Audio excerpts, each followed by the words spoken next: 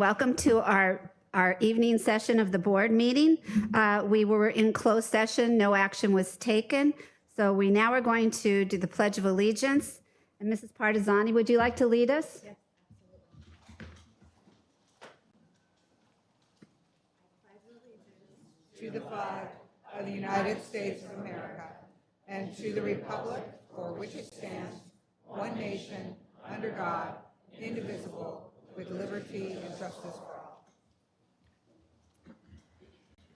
And from our workshop this afternoon, Dr. Weiswright, would you like to give a report on executive summary? Absolutely. Thank you, Madam President.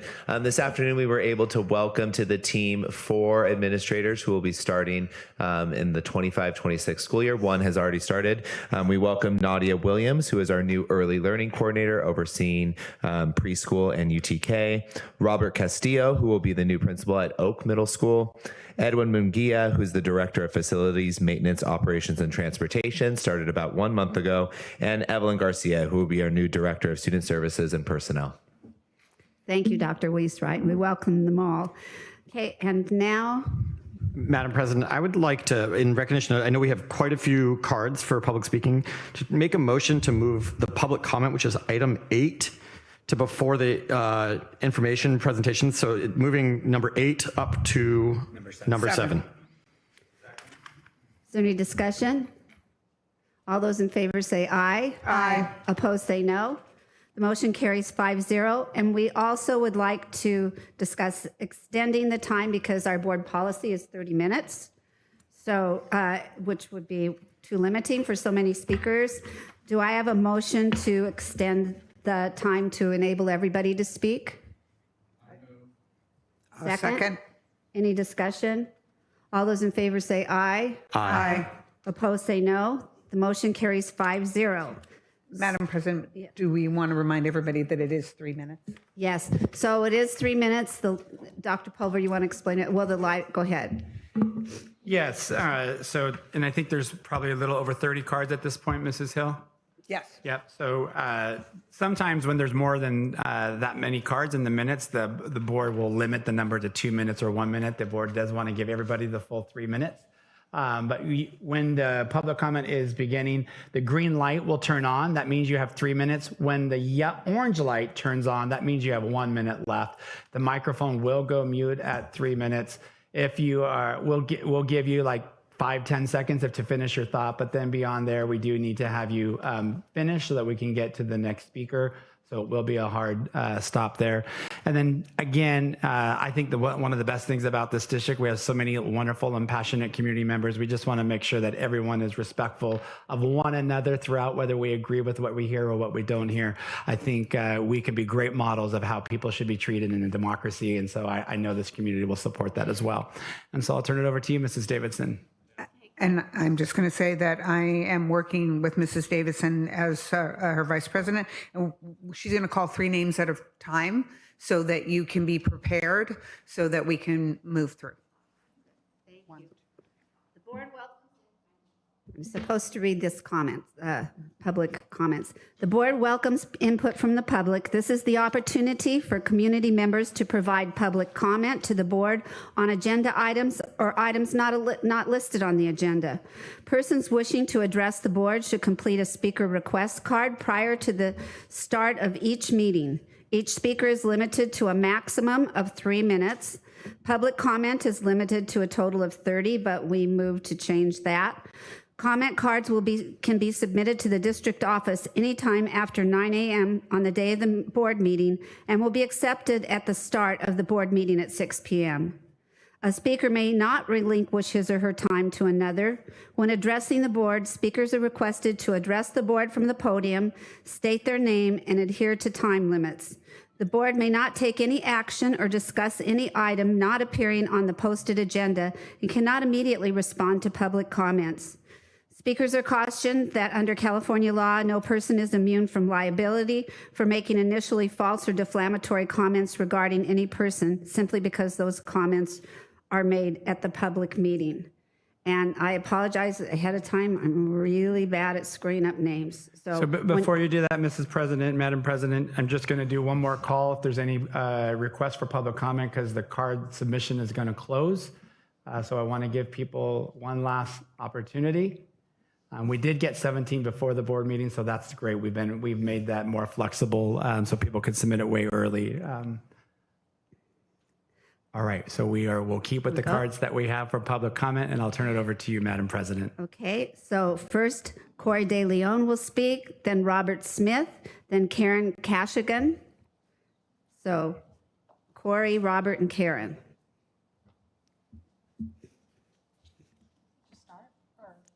Okay. Oh, you've met me, so you know this is a struggle. I come before you as an Oak and LaSalle Hero of the Heart, Chamber President, Congressional Woman of Distinction, and Citizen of the Year. I currently sponsor the graduation parade and a member of LAIF's President Circle. In short, I am still all in at LaSalle.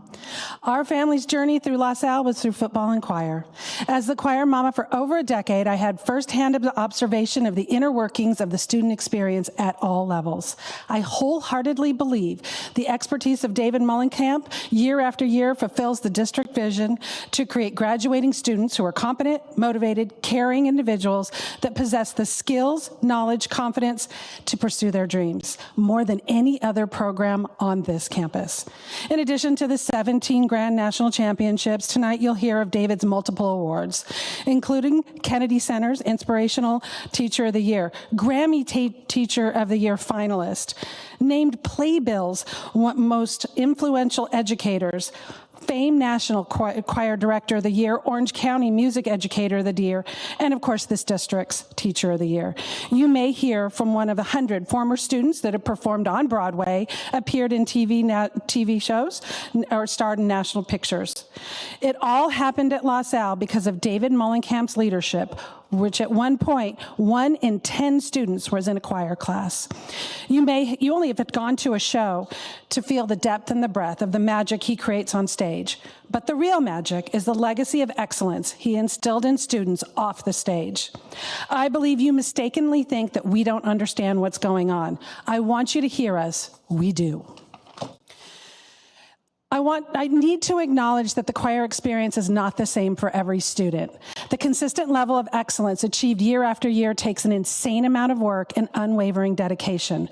Our kids are walking examples of what it means to have clear vision, important time management and adaptability, and why passion feeds purpose.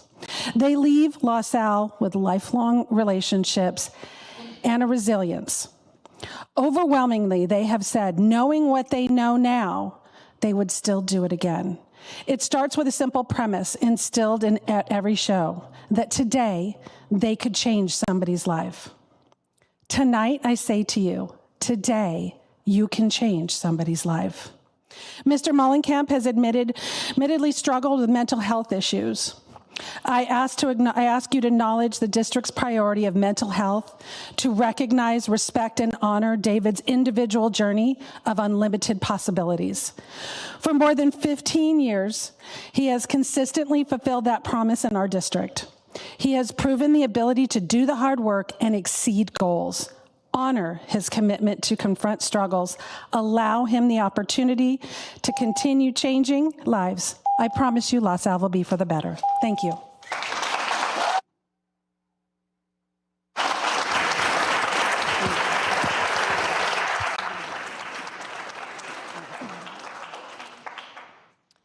I'm Karen Kashigan. I've had the privilege of knowing and working with David Mullenkamp and all the choirs in Los Alamitos since my daughter was in 5th grade. She's now 26.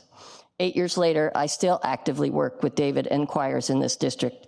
The leadership, organizational skills, confidence, and life lessons she gained under his guidance have shaped who she is today. My husband and I have served on multiple boards, been heroes of the heart for both athletics and choir as presidents, treasurers, volunteer coordinators, and event organizers. The mission of every board we served on was part of always being clear to that the support was for the coaches and the directors. Support, not take over. It was and should always be about the kids. David instills in his students a strong work ethic, sense of responsibility, and true team mentality. His well-known slogan, If call time is 5:15, you're late if you're not there by 5. Taught them punctuality, commitment, and the value of respect for others' time. But beyond the technical, David created something more powerful called community. Choir became a second family for so many students. It wasn't just about performing, it was about belonging. Our daughter blossomed from a shy young girl in 5th grade to a confident, driven leader today. 3 years as VMC of Tracks, president of sorority at Gonzaga University, selected as the team leader of her MBA class of sport at San Diego State. She's now the department manager for San Diego Sports, responsible for bringing all major sports to the city of San Diego. Our story is just one among many. David's influence goes way beyond just that one student. Over 175 grand championship titles, 17 national grand championships. LaSalle Choir is one of the largest, most recognized in the country. He personally has been named Teacher of the Year, a finalist for the Grammy Music Education Award. His program builds high-performing adults, not just singers. The decision to release him from his position is not only heartbreaking, but a disservice to the students and this community.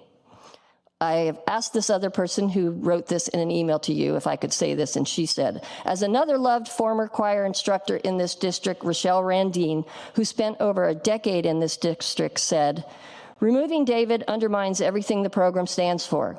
It sends a damaging message about how our most committed educators are treated. David deserves support. He has given everything to this program and the students and should be recognized, not removed for that commitment. I urge the board to reconsider. David's legacy, excellence, compassion, and dedication deserves it. We need to stand behind those who lift up our kids in this community to make them better. Thank you. Thank you.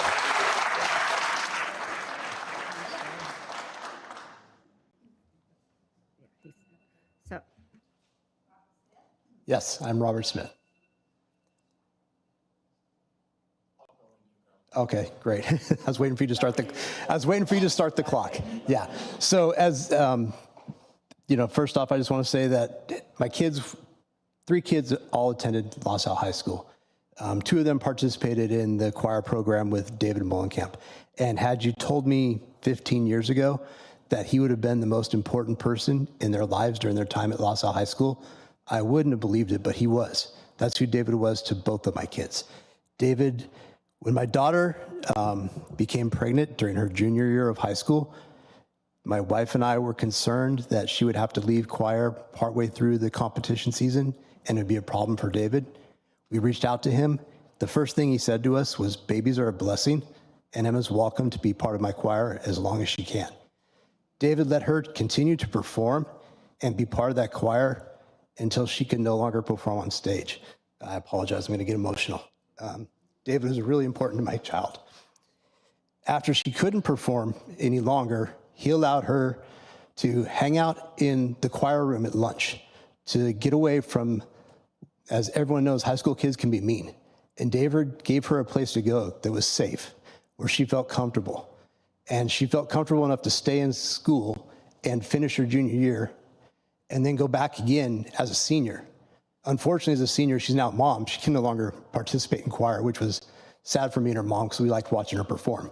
But David, again, offered her friendship. He offered her guidance, and he actually offered her the chance to come back and sing anytime she wanted if she felt like it, even though she couldn't participate in the choir.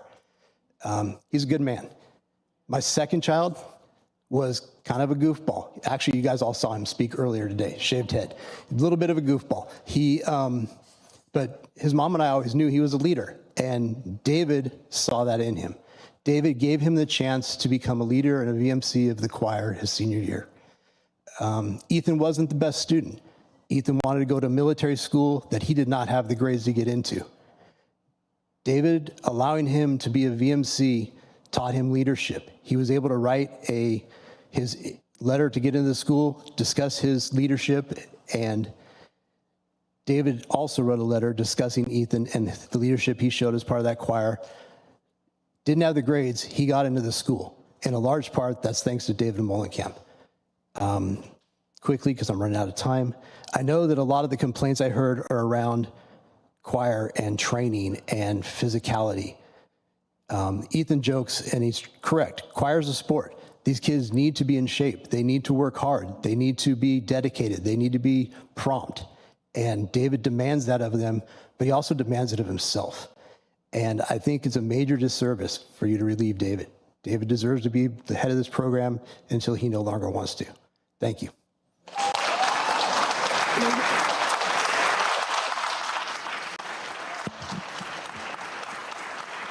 Thank you. Thank you. Our next three speakers will be Ann Kiner, Justin Chang, and Christopher Olaf.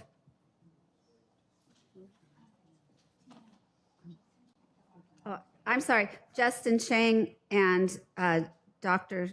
Gail Chang.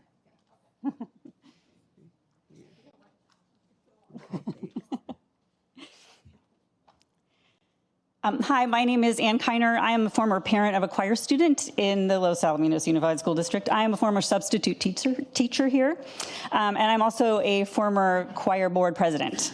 And it is through these roles that I would like to speak about my friend and fellow teacher, David Molenkamp.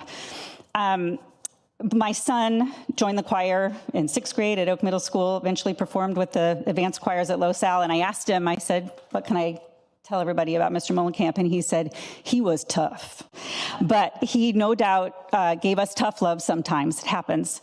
And we would never have been as successful as we were without that tough love. They won multiple national championships while I was there. And he said, I have so much confidence in myself because of him. And that goes just beyond just being on the stage. As the former choir board president, my role was clear. I was there to let Mr. Molenkamp do his job. And I took that job not for myself because I thought I was going to get something out of it for me. I did it for the kids, and I did it for Mr. Molenkamp. And recently I sent a video to Mr. Molenkamp like 12 years ago of the boys preparing for the All-District Choral Festival. And I wish we could show it, because in a half an hour, he had these boys singing, dancing, they knew the words. They were this cohesive choir of 5th graders through 12th graders, and no one else can do that except for Mr. Molenkamp. He's magic. I am a member of the arts community. I'm a big fan of public school and a big fan of the arts in public school. And as people have said before, there were students who did not like school, but they liked choir, and that was why they came to school. And I mean, Mr. Molenkamp had these super high expectations. He had demands, but the kids, they wanted to be there in that classroom. And they were accepted, they belonged, they felt safe, and that was the atmosphere that he created. A team, we won and lost and learned lessons all together. Finally, I substitute taught. I was in his class a lot, substituting, and I got to see how much he loves what he does, the respect the students have for him, their dedication to show choir and everything it entails, their work ethic. And I understood that as a sub and as a former classroom teacher in another life, that if I had issues with students or parents, that the principal had my back and I could count on them. A teacher needs support and backing from their administrative team, from their school board. And this is especially true today. Students push the envelope and boundaries more than ever. And if parents don't manage their children at home, then the only thing that is trying to help them enforce the rules are the teachers. And there's going to be ramifications for that.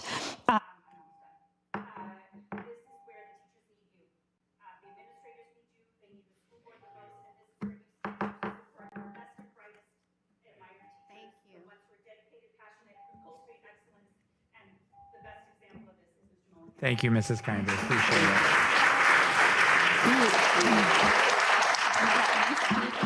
I'll tell you, okay? Justin? This is Justin, I'm mom. I will talk quickly. My name is Dr. Gail Singer-Chang. I'm the parent of former choir student Justin Chang, who's here with me today. And if it wasn't for David Molenkamp, neither Justin nor I would be wearing these t-shirts. Justin has autism, and it's because of David Molenkamp that he was able to participate in choir, which was life-changing for him.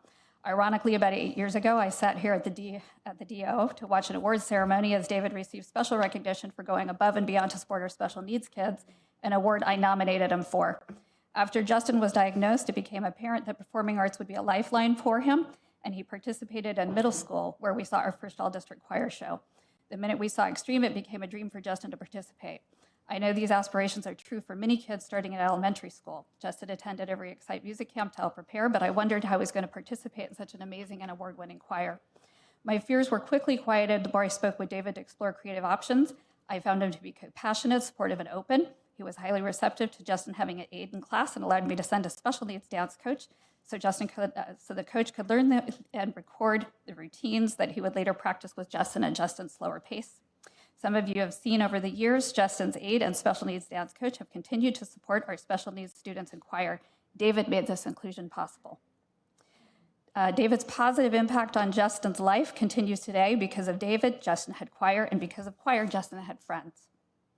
When Justin was a freshman, he said to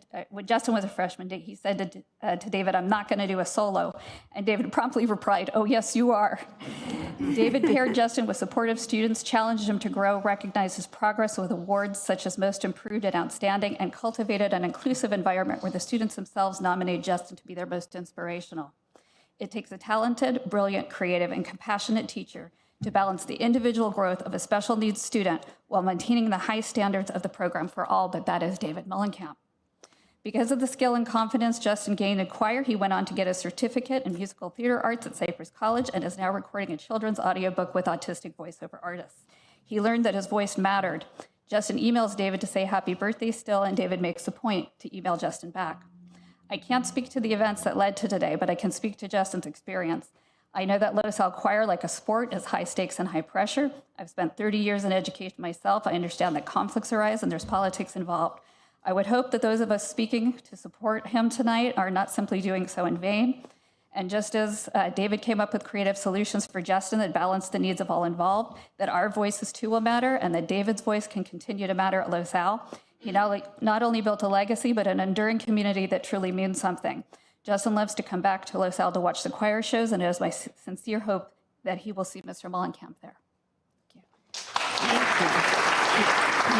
So, Justin, what did you tell me when I asked you about Mr. Mullenkamp? I love Mr. Mullenkamp. I want him to stay, and he is my best teacher. Thank you.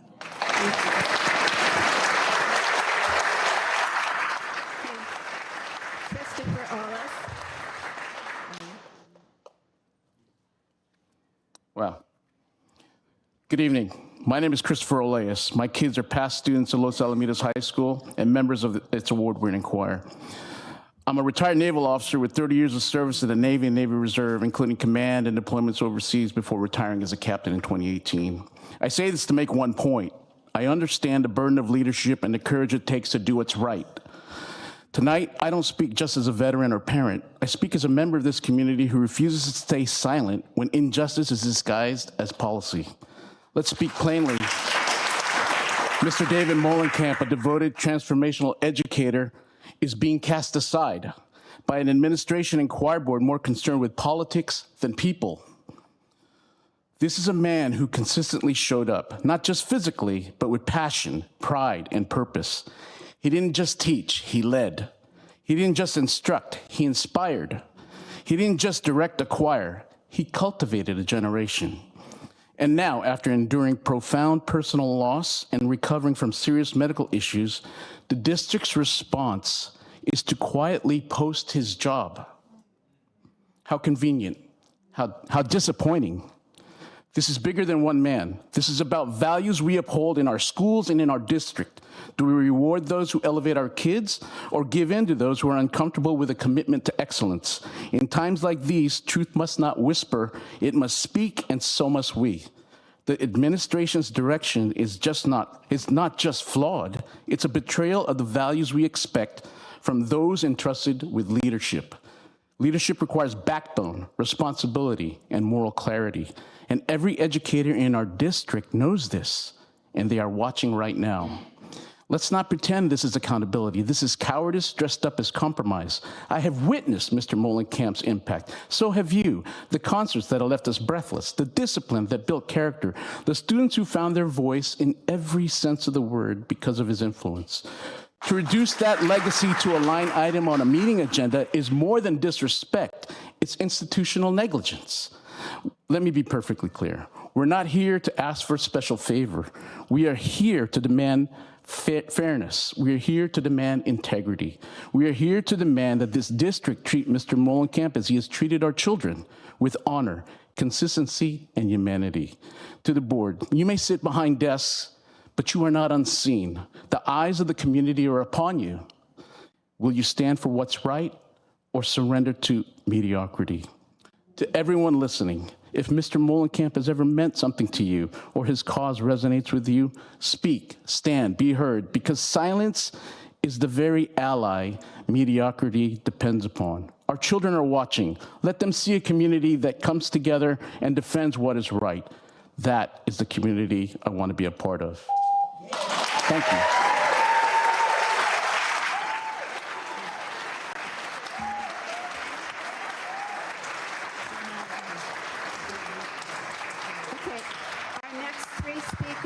Our next three speakers, Ruth Ann Kurgajian, Emma Smith Perez, and Maddie Berry.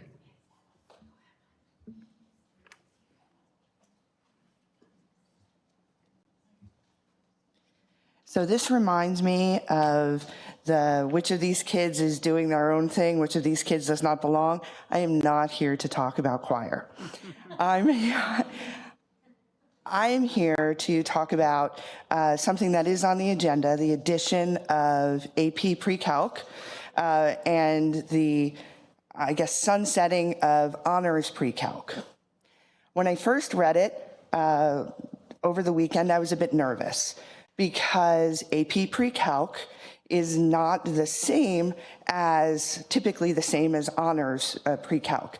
While Honors Pre-Calc is not standardized, and depending on which high school you go to or even which teacher you see, you may get a different scope and pacing, but certainly AP Pre-Calc standardized and has over the last few years as high schools have added it, has really been focused on either a capstone class for a junior or senior, and for students who may be interested in continuing in STEM, but not in the traditional way we think about with AP Calc BC.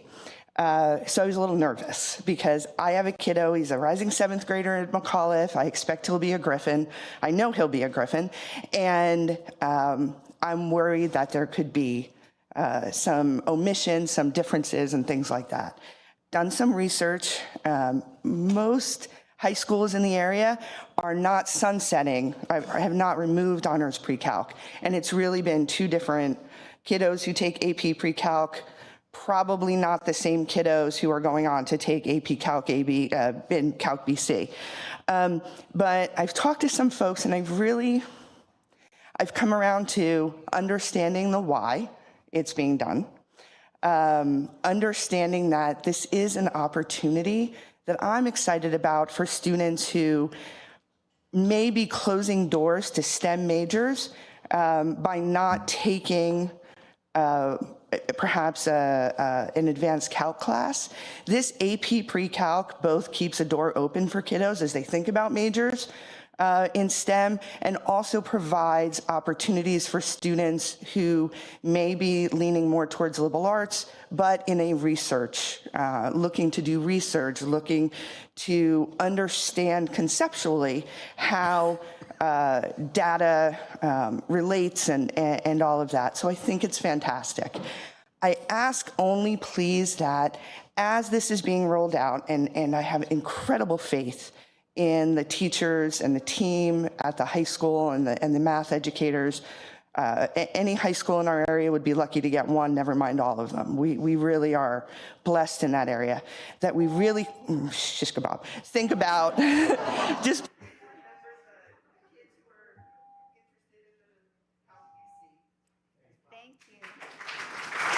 Thank you.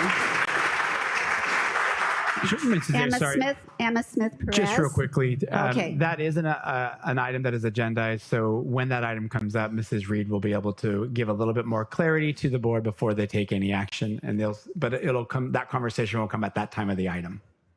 That's good. Hello, my name is Emma Smith Perez, and I appreciate your time today. While I can't speak directly on the current situation, I can speak from experience because nearly 10 years ago, as a student at Los Alamitos High School, I endured verbal and emotional abuse from teachers who were supposed to be safe spaces. None of them were David Molenkamp. That makes this moment all the more disheartening. Because let's be honest, this situation isn't new. What's new is that this time someone's voice is just louder. And that alone should make this board pause and reflect. I was a part of the advanced competitive show choir when I got pregnant my junior year in 2014. David Molenkamp was the first person outside of our family to find out. There were serious conversations about pulling me out of school. I was dealing with a lot. He pushed back and he told them I should stay in choir, and I should stay at Los Al for as long as I physically could because music heals, because I was 16 and needed something that made me feel like a person and not like a problem because it mattered and I mattered to him. They used to joke, you know, she's going to have a belly up there, and he didn't flinch. He stood up for me when no one else would. He would bring me bagels, water, and trail mix and help me through morning sickness and remind me that I'm worthy, and even a decade later, he still checks on my family. David Molenkamp isn't perfect, but he's a gifted educator who cares deeply for his students. Sometimes gifted people are blunt or intense, and that doesn't make them traumatizing, it makes them human. Now let me ask, where was this level of concern when my math teacher in front of the entire class said there wasn't enough time for me to go to the drug festival Coachella and be a mom and get praised for it too? This happened shortly after I was going to be featured on Griffin News for being a courageous teen mom. And instead of support, I got public shame, running out of the classroom crying. Your solution, sit in a separate room for the rest of the semester or go back and face it. He got a slap on the wrist and then kept joking about the incident that still haunts me year after year. And little does he know how many little brothers I have and that not all of them were in show choir. Meanwhile, Molenkamp has built an entire community where all are welcome, and he has tried to help more students than I have time to share. You don't dismantle something as rare and as special as Los Alamitos Show Choir because its leader has high standards and sharp edges. You talk, you find context, and you find a resolution. He is the reason the program exists to the caliber it does today. He saved my life, and he has saved so many lives. People make mistakes, and that's all I've wanted to say.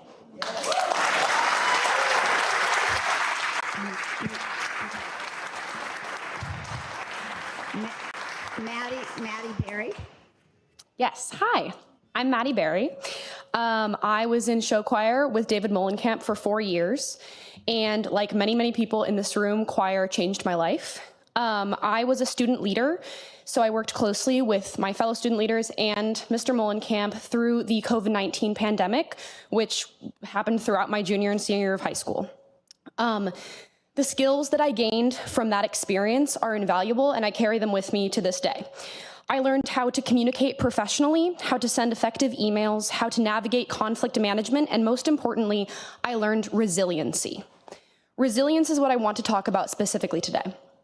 Singing and dancing with my friends was amazing, but the resiliency that I gained will help me and stay with me for the rest of my life and throughout my professional career.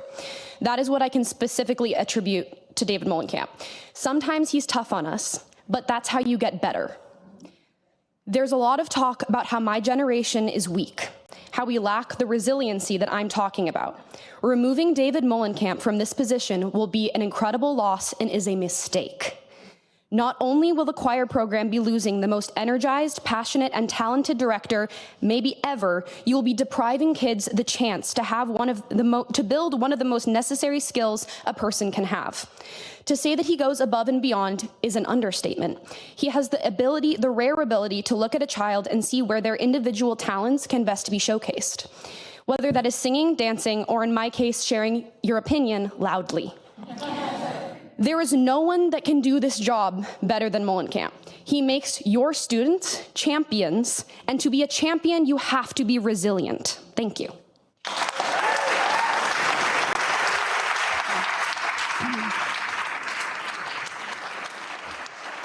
Thank you. Our next three speakers are Natalie McKenzie, Cody McKenzie, and Chance Perez.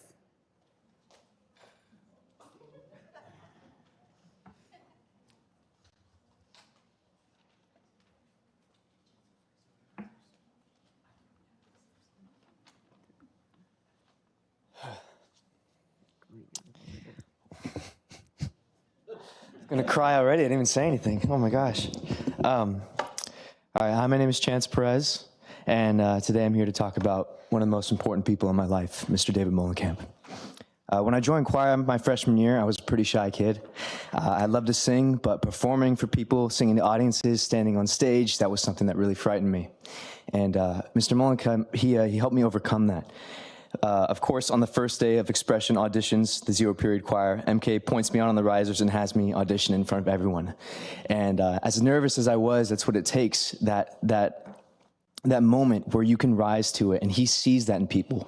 He brings that forth in people. He gives people a chance to shine. And he saw something in me that I didn't see in myself. He believed in me, and that meant the world. There's a reason La Salle Choir has won competitions year after year. And yes, the sensational talent that runs through the kids who attend it, but also the undeniable ability MK possesses to bring out their absolute best.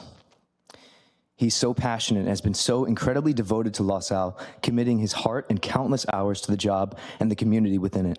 He pushes people, encourages people, and again, gives them a chance to shine. Years later, MK gave me an opportunity to be a part of something on an NBC show. It was there that I met a casting agent who suggested I try out for a boy band show. And at first I told them no. I was scared. But after calling MK, someone who I trusted, he told me to go for it. And because he did, I ended up winning the show, becoming a part of this band. And although my time in the group has ended, my life has not been the same since, and I owe that all to MK. He gave me the tools. He showed me how to show up, how to be disciplined. And yeah, I thank him for that. Now, my daughter, who is 9 years old, gets to go to the Excite camps at La Salle. And she looks forward to it every summer. She absolutely loves them, and she loves MK too. I'm one of the many people who will always be grateful to Mr. Molenkamp because, to me, he's more than just a choir director. I think he's one of the greatest. Thank you. Thank you. Natalie McKenzie. I'm Natalie McKenzie, and I'm a mom of a current choir, 2 choir members, and a past choir member, and I am not good at this. And I'll be honest, I don't know why we're having to do this. I received a letter, I believe, from the district saying that Mr. Molenkamp was on a medical leave, and I immediately sent notice to the school that how upset we were and how much we supported him, and please let him know that we stand behind him, but we want him back, with no response. I've been in this district a long time. I've had kids who've excelled and kids who haven't, and to not get a response was shocking. Then I got, I believe, another email from the district that he was on an extended leave. My heart broke, but I knew that he would be back. And then I get a notice saying, what requirements do you think you should have for a new choir director? A new choir director? Why on earth do we need a new choir director? We have the perfect choir director. We're proud of our school. We're proud of our program. This program is only this program because of this man. Yes, our kids are talented, but there's talented kids everywhere. They still do not excel to the level that this man has brought. I have a daughter who was a COVID choir kid. She is starting her master's in August. Yes, daddy's a lawyer. Mama didn't give that to her. Her perseverance and her dedication, and to prove that I can do it, strongly comes from her father and that man. My son, who is a senior today, would never have gotten on a stage, was not going to get on a stage. And that man said, he's mine. I'm going to show him. Today, he is one of the top kids on the choir. He's heartbroken that these things are going on. We were not told, we were not explained to, just a letter saying we're getting a new choir director. You've heard stories from everybody, but I think you know how much this man is loved. And it's not even that. We need this man for our kids to keep this program, because this program cannot excel with just any director. And it's not going against the directors that are filling in his spot now. But the choir department, I'm sorry, is suffering because that man is not there.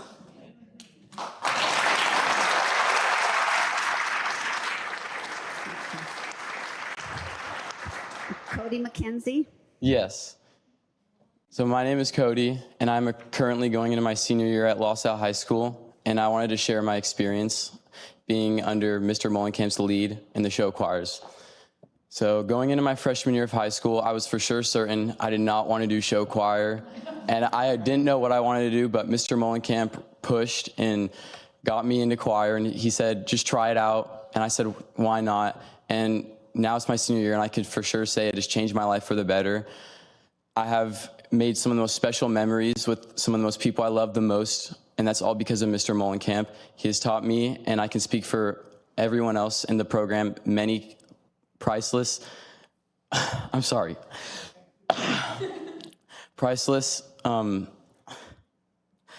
can't think of the word, lessons that would not make me the person who I am today. I have gained resilience, confidence. I've done things I've never thought I would have been able to do, and that's all for Mr. Molenkamp, and I'm forever grateful for him. Thank you.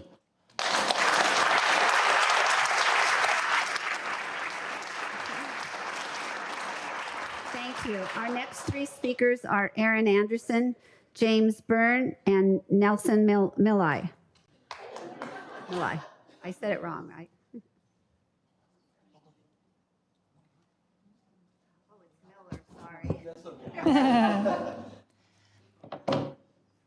You've heard me speak before. You know we're here at the district because of this show choir program.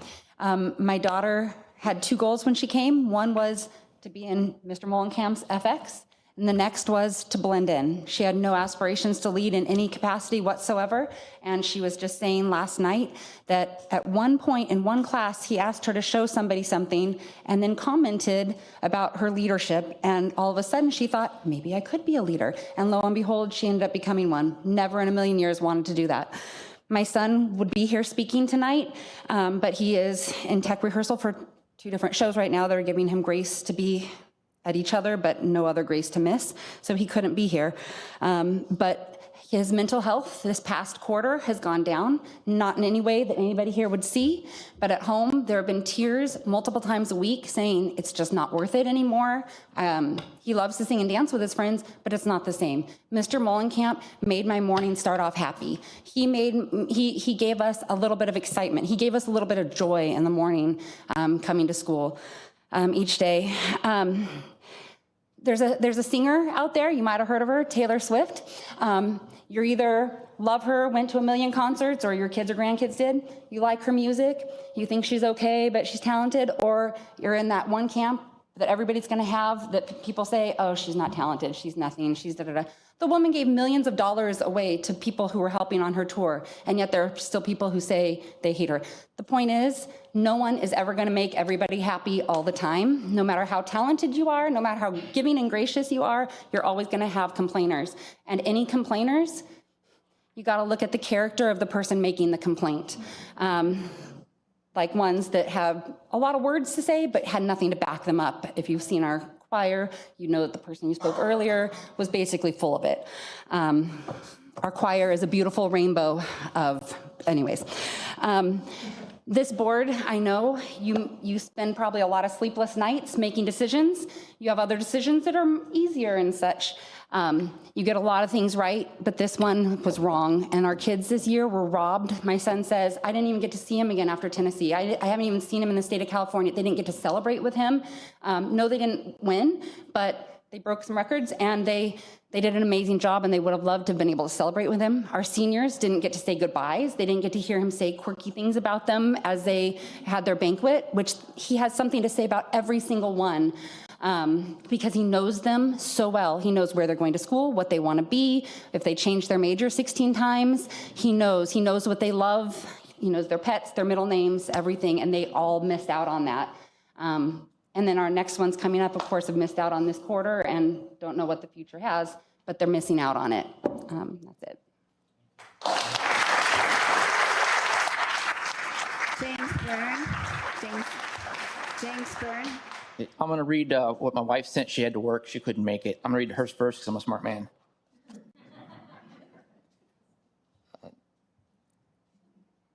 We had 2 daughters go through this program. The first one is now 28. In middle school, she saw FX show choir online and wanted to be in it. She used to attend Torrance School District, and we moved her this way just so she could be part of this program. We were living in that area. We actually bought our first house over here just because I was working here on post. Sorry, I was in the Army, and my wife still actually works on post in family support. We were coming over here, and Sarah came over here for the seat. She saw it. She came over, wanted to be part of the program, and we were commuting back and forth. My youngest started, that was my middle daughter. My youngest started kindergarten here in this district. She just graduated last year. She now goes to Cal Poly San Luis Obispo. She's doing music for her degree. It's gonna be her first year. She's gonna finish. Let me finish.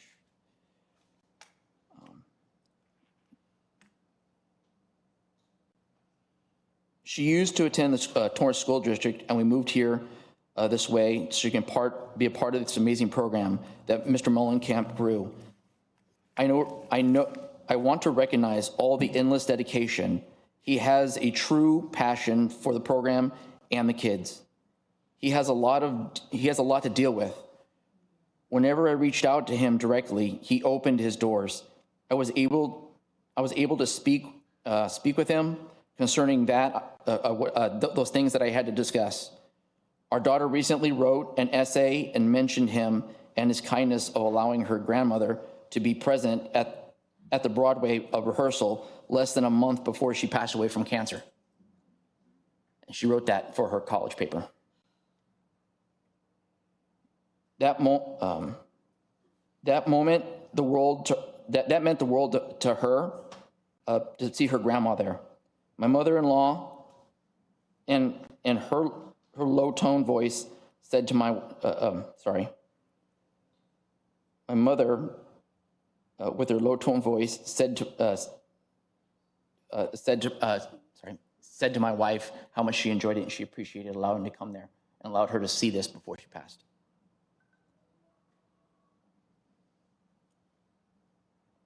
Mr. Mullenkamp pays so much attention to the kids and encourages them. He has, it's hard for me to read. I just want to say, so my middle daughter did this 10 years ago, more than 10 years ago. So my youngest daughter got into it. Now she's trying to get her degree in music.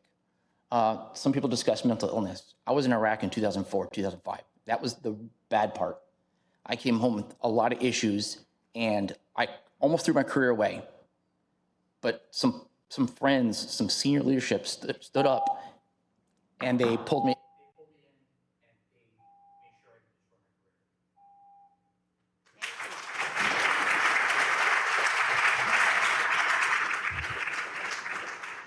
Nelson Miller, I apologize. No worries. How you doing? My name is Nelson Miller. My son graduated 2017. First of all, I don't think anyone on the panel can stand up and say that they've never known anyone with mental illness. So if you can, or you're perfect. If you can, you know you're lying.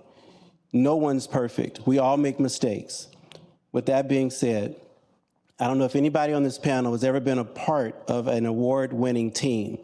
When you're a part of an award-winning team, there are things you have to do, and discipline is one of them. If I say take a lap, it's because you need to take that lap. If your schoolmate messes up, the whole team messes up. Everyone takes a lap.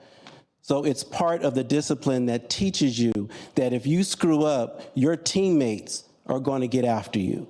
That's just the way it is. I want to tell you a story. My son is an excellent singer, and I'm not saying that because he is. When all he wanted to do was be a part of FX. He auditioned. He came back home and told me he didn't make it. I was like, what do you mean you didn't make it? He didn't have that it factor. He had a great voice, but he didn't have the it factor. I said, well, what do you need to do? He went back and asked Mellencamp what he needed to do. He had was one spot left in FX. My son went in there and crushed it and got it back. 4 years into that program, and granted, he was a ninth grader. That didn't happen. That was more for FX. He was a ninth grader. He made it in there.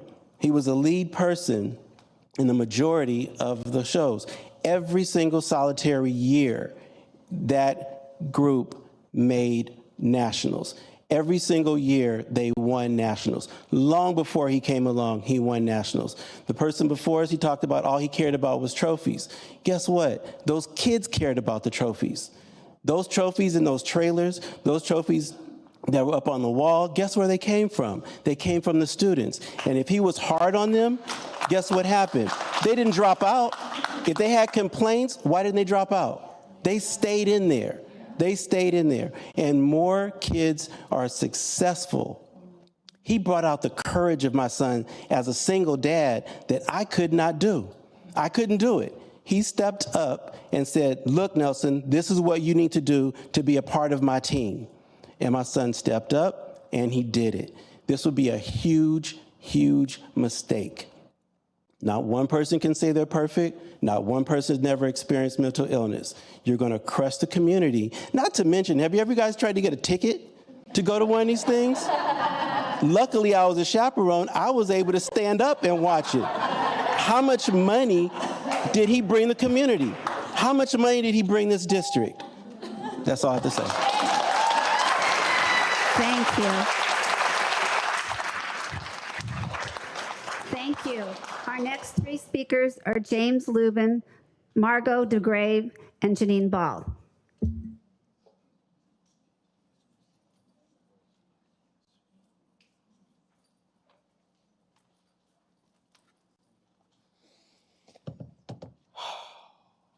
Forgive me.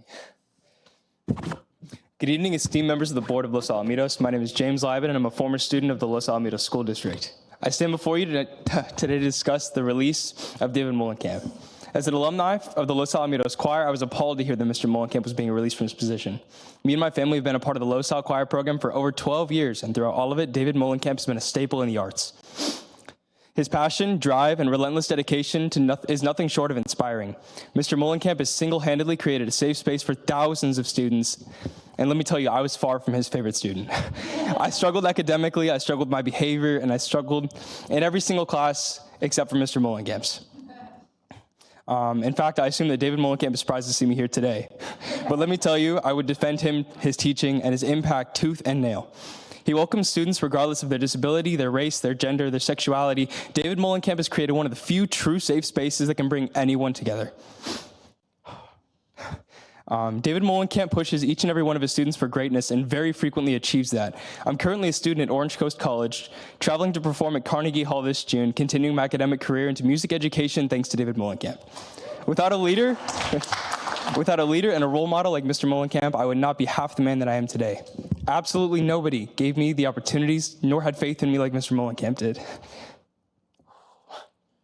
Mr. Molenkamp's program instates student leadership like I've never seen in another sport or program, and that's why you hear all of these other concerned citizens talking about how they hold themselves to that standard that David Molenkamp set to this day.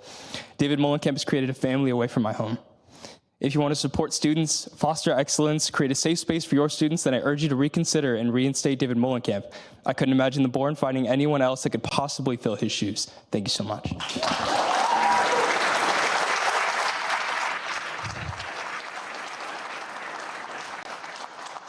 Thank you. Margot DeGrave. Yes. I wanted to start off by speaking for my kids, Nico and Maddie, that live out of state and asked me to share.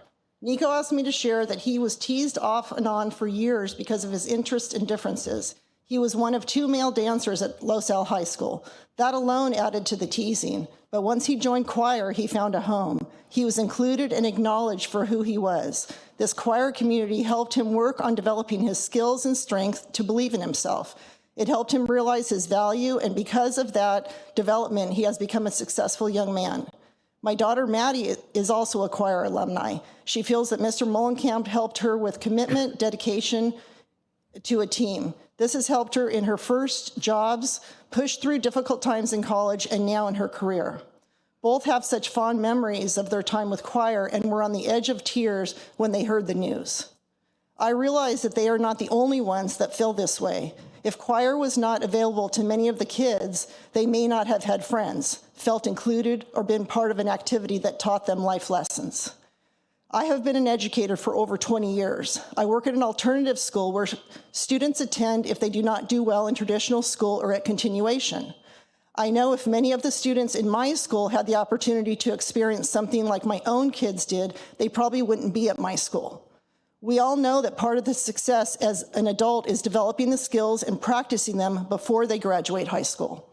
We also know that misunderstandings can arise by varying perceptions of a situation. I know students, teachers, and principals can sometimes have conflicts, but I also know that all conflicts have two sides. I have learned to ask more questions, to understand conflicts at a deeper level.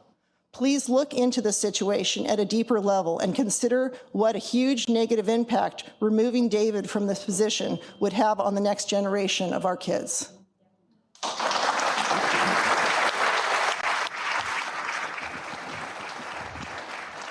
Thank you. Janine Ball. I'm Janine Ball, and I taught in the district at Los Alamitos High School for 22 years. Academics, athletics, activities, and the arts. Two men were responsible for two of those things. John Barnes, football, athletics. This school is known John Barnes nationally because of what he has done. David Molenkamp, arts. Decades, those gentlemen built programs that are known nationally. And why do I compare them? They're both demanding. They both demand excellence, discipline, commitment, and they both change kids' lives. I want to tell you about a student I had 20 years ago who was in John Barnes' football program. Almost every single day he complained to me. He's too hard. He doesn't like me, blah, blah, blah. Every single day. He got a D1 scholarship. He played for 11 years for the Dallas Cowboys, and he was captain. We are in close contact still, and he said, he transferred to Los Alamitos, he said Los Alamitos changed his life, that he would not be the person today without John Barnes. And that man does the exact same thing, changed his life. I'm going to tell you the ugly part of this right now. This district is known for those two men. People move into this district for those reasons. When he's gone, you can watch the kids go. Your home values will drop, your jobs will be lost because those kids are going to be gone. They build excellence in every class. What you're going to be ending up with is mediocre teachers who don't demand that excellence. That's what we don't have anymore. Because it's so easy to just give an A rather than listen to the kids complain, listen to the parents complain, have to justify things to the admin team because they demand excellence. And our kids are better for it. Our community is better for it. Our schools are better for it. You are better for it. I know you up there. I love you all. We're not on the same on this side, but I have trust that you will change your mind after you've heard all these eloquent speakers tonight. What testimony they have given every single one of us. Please change your minds.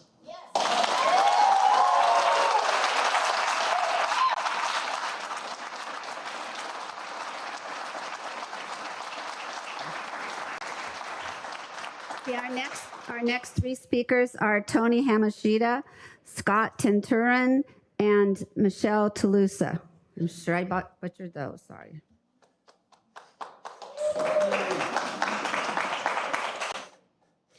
Good evening, everyone, and good evening, Los Alamitos School Board. My name is Tony Hamashida. I graduated class of 2024 and was part of the Head Vocal Music Council, an Extreme VMC, and a vocal captain of sound effects, to name just a few of my titles. In my time in show choir, I had learned many things: vocal technique, acting, and dancing, to name some of the simplest things. I had also learned how much music meant to me and my life. And I'm so proud to say thank you to Mr. Molenkamp for fostering my love for music. Because of his teachings, I'm now enrolled at Arizona State University for not only automotive engineering, but also a music theater minor to keep music in my life. Along with my time in Los Al, he provided me the ingredients to prepare me for my dream of performing on Broadway, along with molding me and pushing me to my full potential as a performer. He had not only gone above and beyond for our musical education, but had also shown great enthusiasm for shaping us into the greatest that this world has to offer. I believe reinstating the contract with Mr. Mullenkamp will allow for future generations to discover their love for music in the same way that I had, and will continue to support his students in being the best of the best, both on and off the stage. I especially wish this for my younger siblings who also find themselves with a love of music similar to mine. And I believe that Mr. Mullenkamp is the only person who will allow for the next generation of choir performers to shine just as much as they deserve to. Thank you.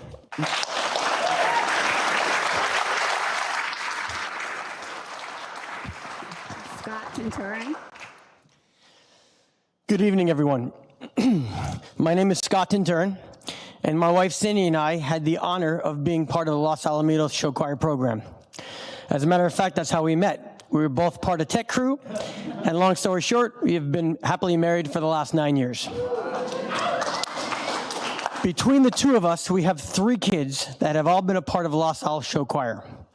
As our kids went through the program, Cindy and I spent over a decade working as volunteers, and not just once in a while volunteers. Booster Club secretary, bingo, retreats, rehearsals, building sets, costumes, chaperoning competitions, extravaganza, and tech director, all under the direct supervision of David Mullenkamp. MK has been a vital part of Los Al Show Choir for as long as our kids were in the program.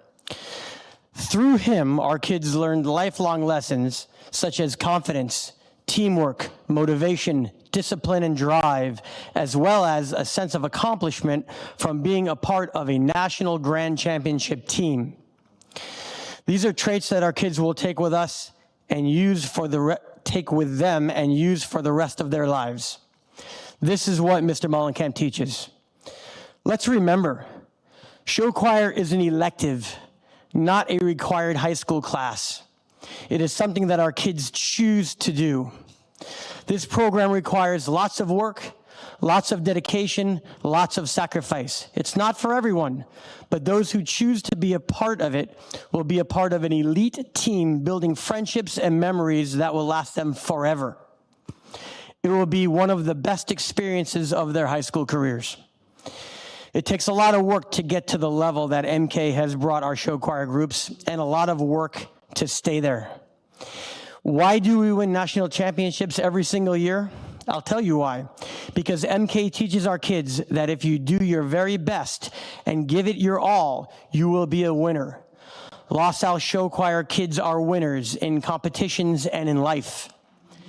When you have a team that has won over 175 grand championships and 17 national grand championships under one coach, you don't fire the coach.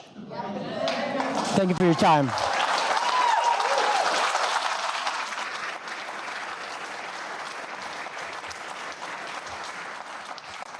Michelle Tolosa.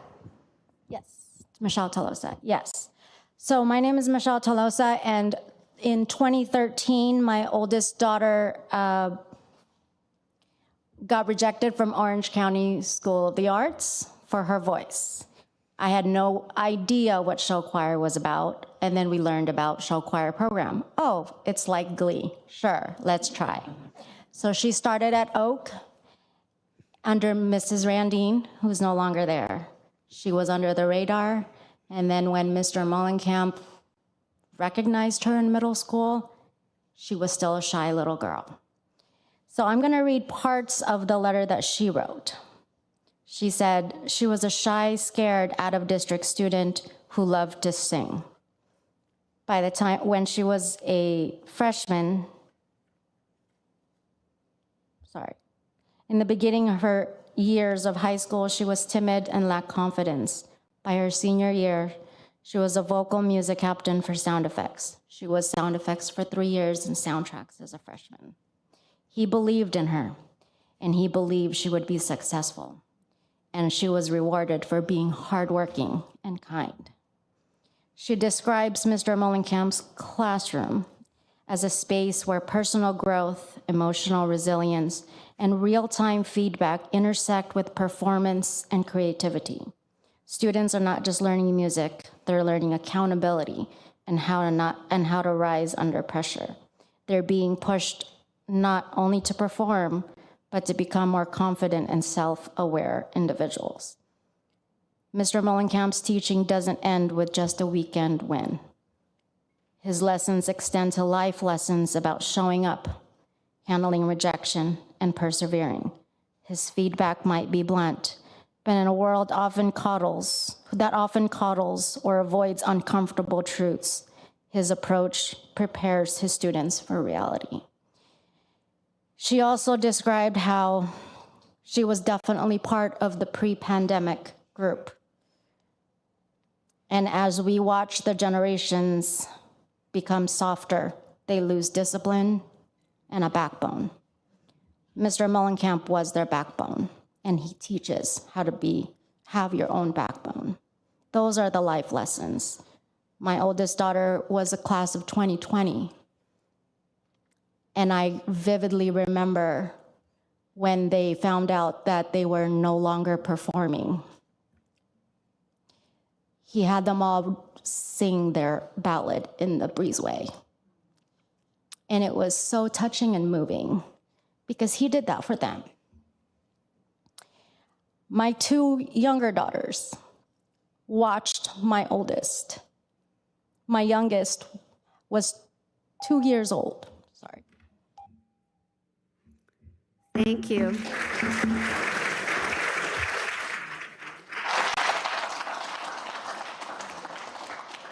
Okay, our next three speakers are Cynthia Bird, Lorraine Navarro, and Tiffany Devon Johnstone.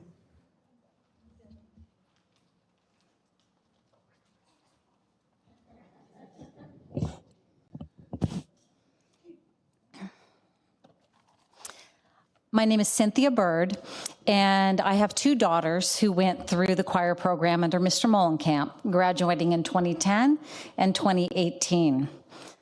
Both were devastated by the news of his forced leave and possible replacement. My younger daughter wrote a letter that I would like to read. My name is Natalie Bird, and I had the privilege of being a student of David Mullenkamp at Los Alamitos High School for 4 years. During that time, I was deeply involved in the show choir program, enrolling in 2 or 3 choir classes each year and participating in many extracurricular events and performances. I spent countless hours learning from Mr. Mullenkamp, whose mentorship and passion left an indelible mark on my life. MK is the heart of the Los Al Choir program. His influence shaped not only my high school experience, but also the person I've become since. He consistently went above and beyond for his students, creating a program rooted in excellence, integrity, and dedication. Under his guidance, I developed resilience, discipline, and a strong work ethic, qualities that have continued to serve me well through college and into my early career. To this day, I have not encountered a mentor more impactful. He challenged us to reach our highest potential, treating us with the respect and accountability of young adults. And she bolded this next part. His expectations for behavior and performance were high, but always fair, and his unwavering belief in us was a driving force in our success. I am confident that I would not be the strong, capable person that I am today without his influence. It would be devastating to see such a passionate and exceptional educator unable to continue sharing his gifts with students. Please don't hesitate to contact me if you have any questions or would like further insight into my experience, and she left her number. So Natalie grew up tough as nails, and as you heard from her letter, she credits MK's choir program with building her character. She went on to graduate from Cal Poly SLO with a degree in chemistry and got an incredible job working in a lab in San Diego doing cancer research. It is a startup company formed by scientists from Pfizer, and recently, because of lack of funding, they laid off 30 of their 60 employees. Natalie made the cut, because of her tremendous work ethic, even though she had only been with the company less than 2 years. I asked the board, do you want a teacher who helps build students like my daughter? Or are you going to weaken the program by bending to the will of a handful of complaining parents?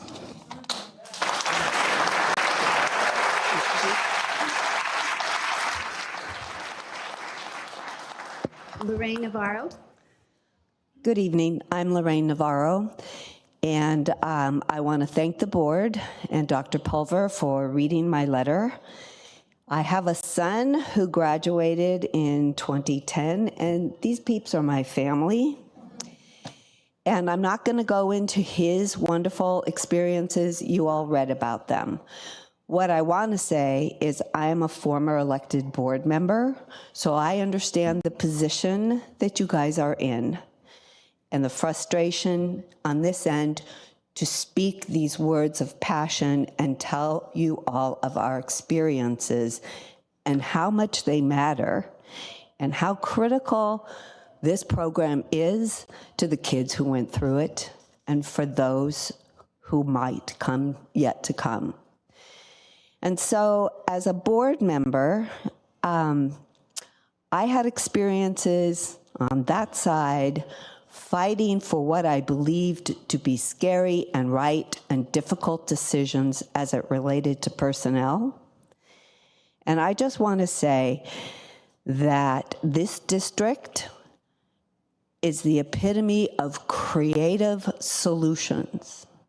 And I want to challenge you all to go back and look and make sure that you have worked your creative solutions to maintain David Molenkamp in this position and this excellent program. And I'm going to close with a quote by Pythagoras. Choices are the hinges of destiny. Please reevaluate your choices for the destiny of our children. Thank you.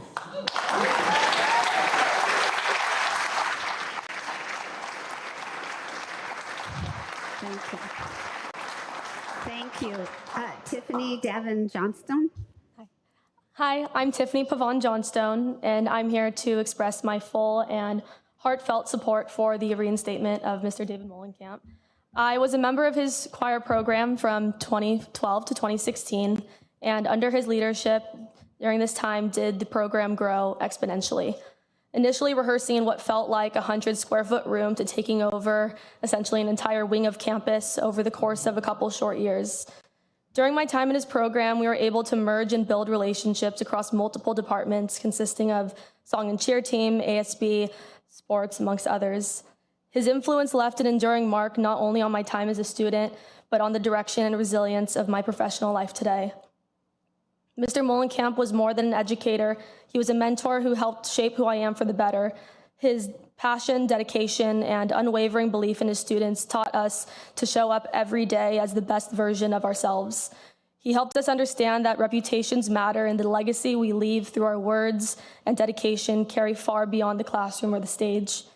Under his guidance, I learned what it truly meant to commit to something greater than myself. He showed me value of the process, celebrating small victories, recognizing courage, and honoring growth. When I would doubt myself and my abilities, he would encourage me to face my fears and gave me the tools to succeed. He supported my strengths and patiently gave me the guidance to develop my skills further.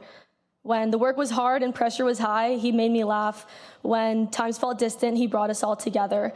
And yes, there were moments of exhaustion, but only through those moments do we learn what real effort feels like and how rewarding it is. That feeling is so powerful that we were so fortunate to witness. The lessons he taught me didn't end at graduation. His example gave me confidence and drive to continue pursuing my dreams professionally. I now balance a business of my own while simultaneously working in the beauty industry, creating and inspiring the next generation of beauty. In times of doubt, I often return to what he instilled in us, that mental strength, joy, and integrity can and should coexist. I urge you to consider not just what Mr. Molenkamp brings to the choir program, but what he brings to the lives in every student he teaches. He cultivates not just talent, but character. Losing him would mean losing a legacy in motion and a leader who continues to impact generations. Thank you.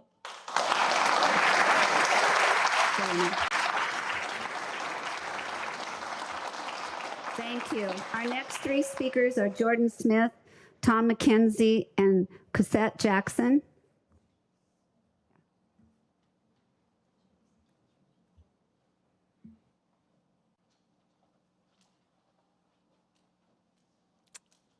Ready? All righty. Hello. My name is Jordan Smith.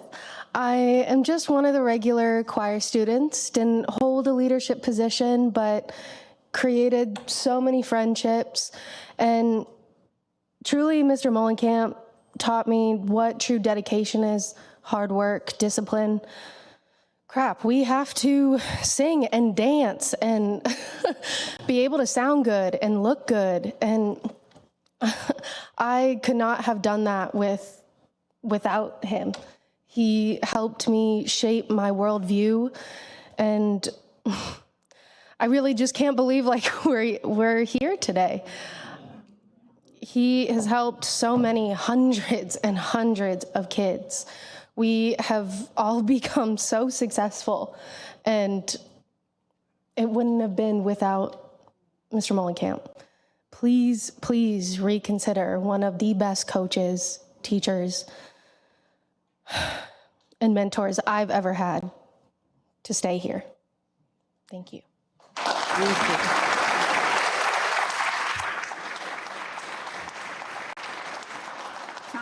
Tom McKenzie. Yeah, my name is Thomas McKenzie. My wife and I moved here in 2012 for the school district and for the choral program.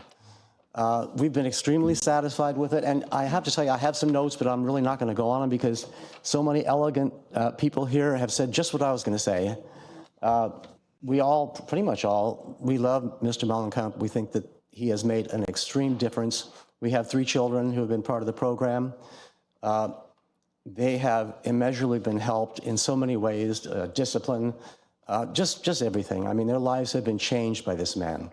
So I'm going to, instead of going by my notes, I'm just going to go about this in a little bit different direction. And that is, as an attorney and as an advocate for senior citizens, I was very involved in that with nonprofit groups and such. I would go to Sacramento. I've actually drafted some legislation. We would testify before the various committees. And I learned a horrible truth in Sacramento. And that is that it didn't matter how cogent our arguments were. It didn't matter how much sense they made. All the decisions of the people in the committees were made on a political basis. Really, I mean, if it was a Democrat bill, they'd all vote and so on and so forth. You know, it was all politics. It was a dog and pony show. It never made a difference. And all I'm going to say to you is I pray this is different. Thank you.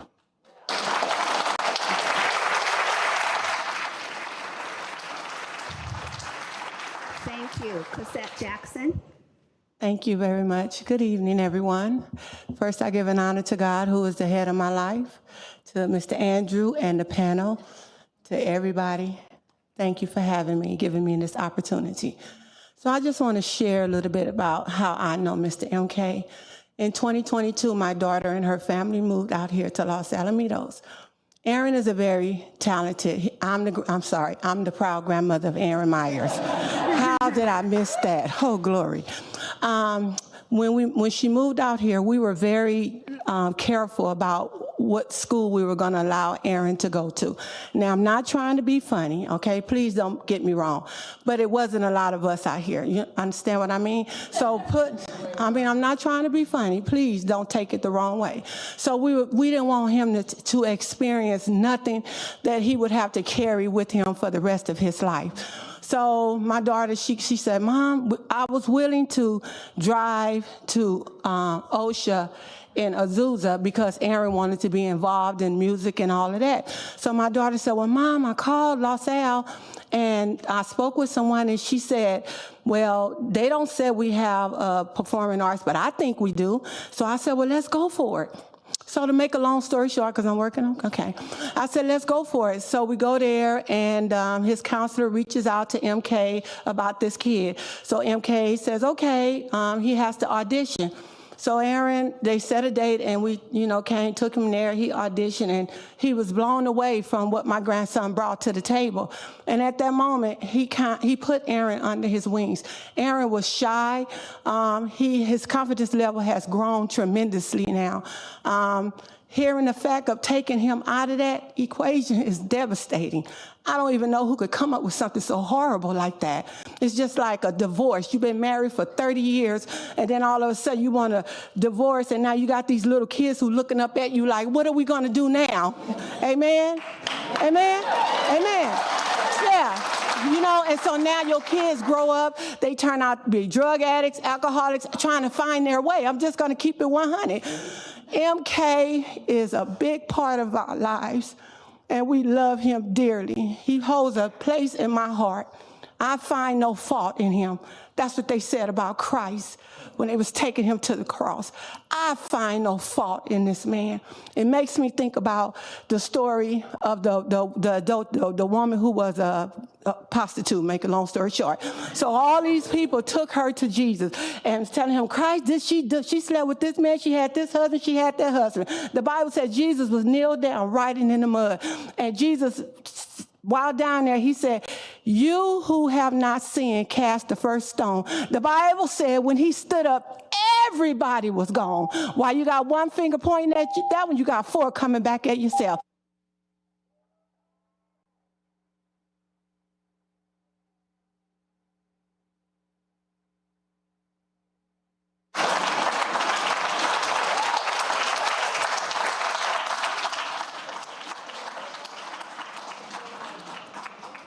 Zoe Hagman, Chad Williams, and Vina O'Connell.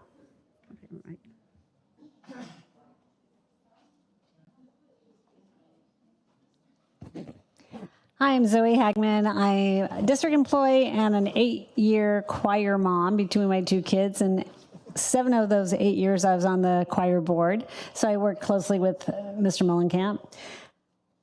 When thinking about coming here tonight, I actually called my kids because my kids were in class, my kids were at rehearsals, I wasn't. And I really love that the kids are coming up and speaking because those are who we really need to hear from. They're the firsthand experience. Because when you get parents involved, the parents are gonna hear from the child that wants to be front and center. Not everybody can be front and center. LoSal is not average, as we all know. LoSal is, it's top of the charts. And it's because there's expectations to be that performer, to be front and center, you have to earn it. So when these parents complain that my child's not front and center, they need to earn it. They need to perform. Not everybody can be the pitcher. Not everybody can be the quarterback all at the same time. So we all know that. So when I called my kids, because I thought, okay, I need to hear from them, they both said that they would not be the person they are today and through their college years if it wasn't for their choir experience.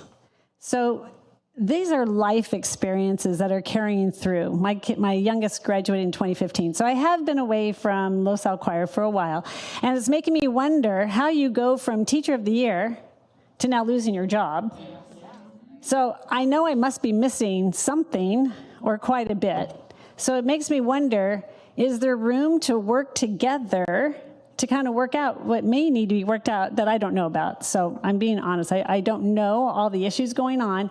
But how can you see a program that when my son was in Extreme, his freshman year, there were 29 boys. You guys have all been at the shows. The kids are in the aisles because there's so many kids.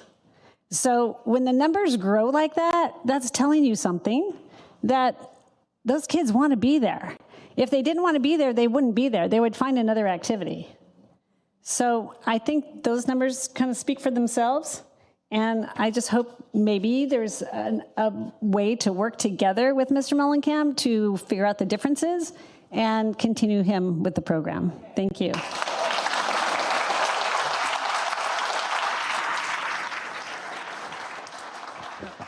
Chad Williams. So I am not from Los Alamitos, but I have known David over 30 years. He created probably the most impactful program in the middle of Illinois in his first years of teaching. And those kids were so incredible. And it came from a school population of 300. That's K through 12, 300. And there were over 150 kids in the vocal music program. He has a really amazing ability, magnetism, talent, and power to get kids involved, to get parents involved, and to create something really magical and special. I think Los Alamitos wanted that.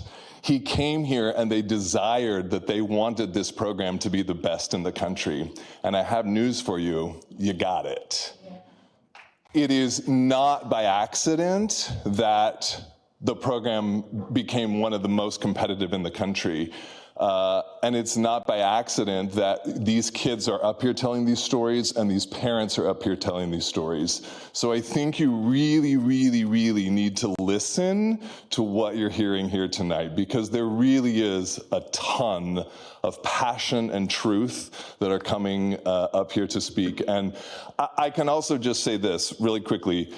I create some of the, I literally teach in classrooms from Boston to Burbank. I've taught in Burbank, I've taught in Boston, and whatever. I'm in the classroom with the kids, I'm in the classroom with the teachers. I'm a choreographer. I created Heart of America, which is in fact, every one of David's national championships came from the companies that I created. So he's competing at these groups. So I've known him as a teacher, I know him as a friend, I've known him as a competitor, I know him as a confidant and a mentor, whatever. I can tell you right now, if I named the top 3 choir teachers in the country right now, I could probably put him at number 1. And it's really important that you know that. So thank you so much.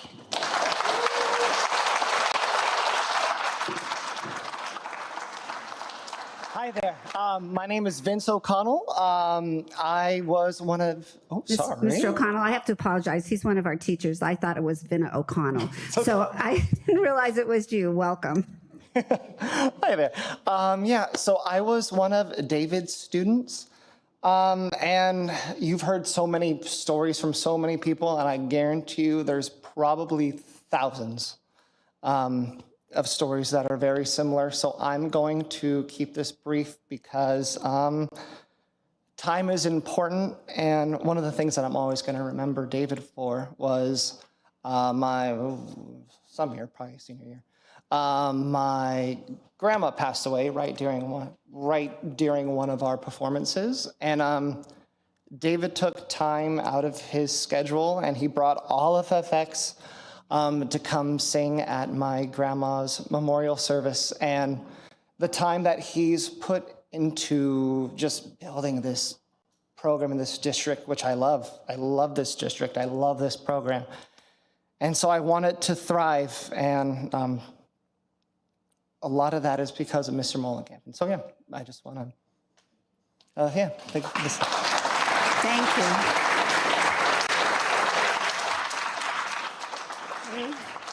We have our last 2 speakers, Phoebe Smith and then David Molenkamp.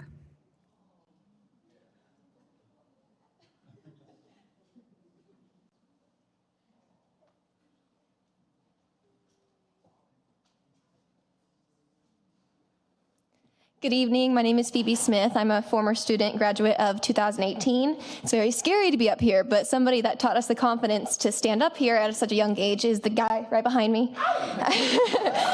When I was a teen performer out of district, everybody knew about Los Alamitos show choir program and specifically this director.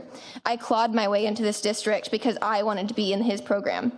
From there, my show choir life began, and it was a home where I felt safe and I could be imaginative.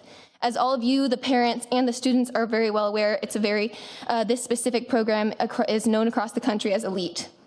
Even to this day, when I tell people I was in sound effects, people recognize that name even outside of the choir world. And that has to do with his guidance. He has made me proud to be invested in the arts. He respected all of us and pushed us every day to do better than the day before. He knows how to teach novice students as well as advanced students, which is a hard skill to master. Around my time in Los Al, the program counted as a PE credit, and that was because it caused a lot of energy. You had to do a lot of work, a lot of performing, and not to mention the countless hours. So if the choir program is as athletic and can be considered almost a sports program, and we have these outside practices, much like football or cheer, nobody would ever question the coach on their discipline and persistence on the team to do better. Why treat the arts any different?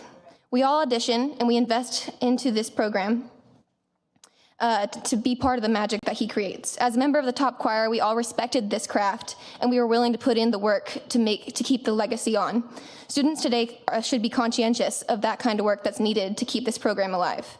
Nobody shows this discipline, passion, or work ethic better than Mr. Molenkamp, and I promise there's no one better at it in the choir community. He cares deeply for his students and makes sure that everyone gets the opportunity to shine, no matter the financials, the gender, the abilities, or the quote-unquote favorite status. He knows all of us, and he wants us all to thrive. He spends his free time attending alumni events, as in musicals, performances, and keeping in touch with people many years later. Let's say, so many alumni would have learned so many life lessons from him, like to be good listeners, workers, and how to take criticism. As a 25-year-old, I didn't take much from math or science classes, but I did take all my lessons on how to be a good human and a good worker from him.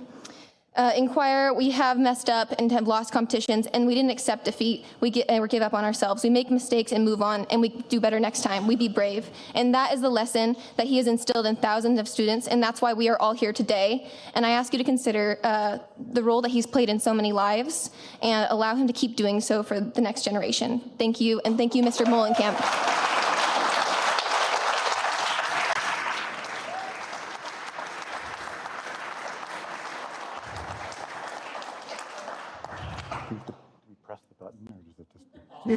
Oh, okay.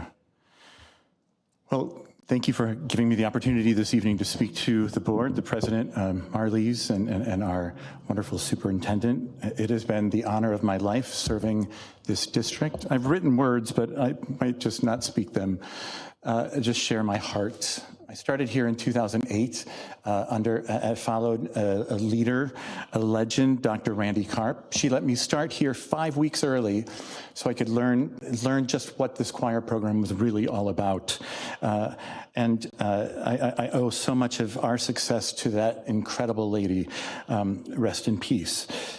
My belief then and now is that every single student can succeed. That belief has guided me as a teacher from a small town in Illinois and has grounded everything I've done here in Los Alamitos. Kids aren't limited by ability. They're limited by the expectations we set.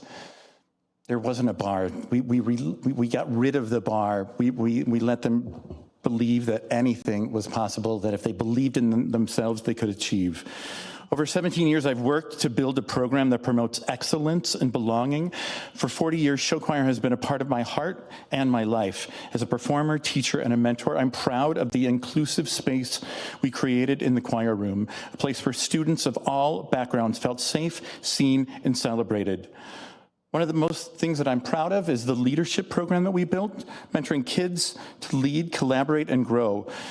They don't just perform, they become confident, compassionate leaders. You've heard all the awards that I've been honored with, and many of them were supported by you. In fact, just 1 year ago, I received the Special Medal of Success from Chris Forehand, standing right here, a reminder that the work that I do still matters. This past year was difficult. I returned to school with a challenging school opportunity, but I reached out to my administration. I reached out for help, asking for support, but I did not receive it. I still gave everything I had. I led our students to Nashville, where they performed with heart and pride at every show this year. 5 of those shows, each and every one of you was there. We spoke before, in the middle, or after, and you complimented me about our students' performance. You saw me, you know me. And you attended our shows. If you attended our shows, you saw me. My heart on that stage, my detail, my belief that everything is possible. Chris was with us this year in New York and Nashville, and there was even talk of setting him up with my mother. I tried, but she was a little too tall for him, I think. But that's how close this community has become, full of love, laughter, and connection. You've all been in my classroom. You've seen how I teach and connect, and many of you have shared kind words with me over and over again, and they mean more to me than you'll ever know. My morals and work ethic have never changed. I'm still the same teacher who believes in students, shows up fully, and gives it all. And throughout it all, I've remained grounded to my faith, my commitment to my Lord Jesus and Savior. In fact, I took my students to our church a year ago. We sang at St. Peter Lutheran Church, and everyone saw my family. They knew the commitment and how I had been raised. Christ has guided Christ has guided me throughout my life and career, and continues to give me my strength and purpose. Because sometimes all you need is a song. And finally, I just once again want to thank everyone for being here to support me. It means more than words can say. I appreciate you, I love you, and I'm glad that you've shared that I've made an impact. I will tell you, you've made a bigger impact on me than I possibly ever could make to you. Thank you for your time, and thank you for the opportunity.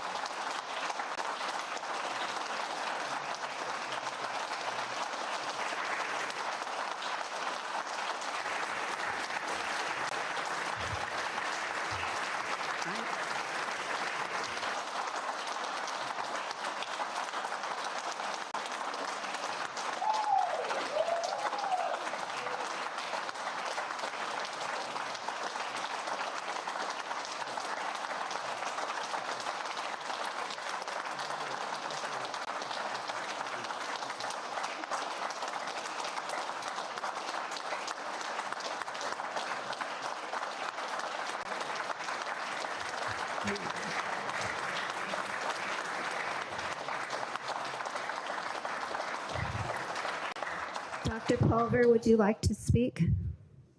Yes, you probably also saw we tried to give you a few more minutes. We weren't going to cut you off, Mr. Molenkamp.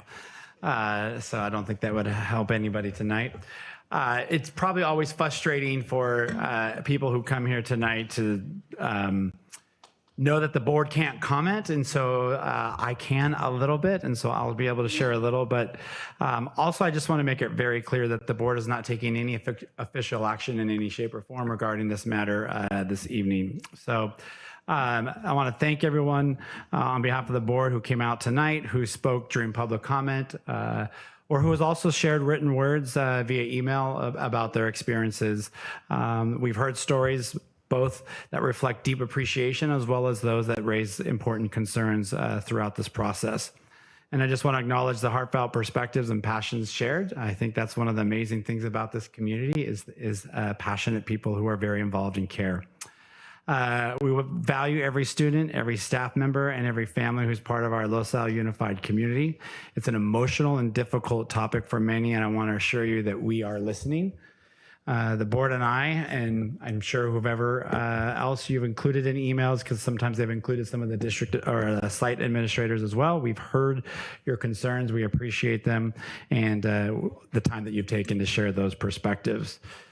As I shared earlier, the Brown Act does limit board members from responding directly to public comment. Myself as superintendent, or really any district official, we have to adhere to state and federal laws that protect confidentiality regarding personnel matters. These laws are in place to safeguard the privacy rights of all employees, which is why I'm fortunate we're able really to comment on any specific situation, even when we understand it's frustrating or seems incomplete to those present or those seeking answers. We also understand that when confidentiality must be maintained, for sometimes it seems like to people that feels this lack of transparency.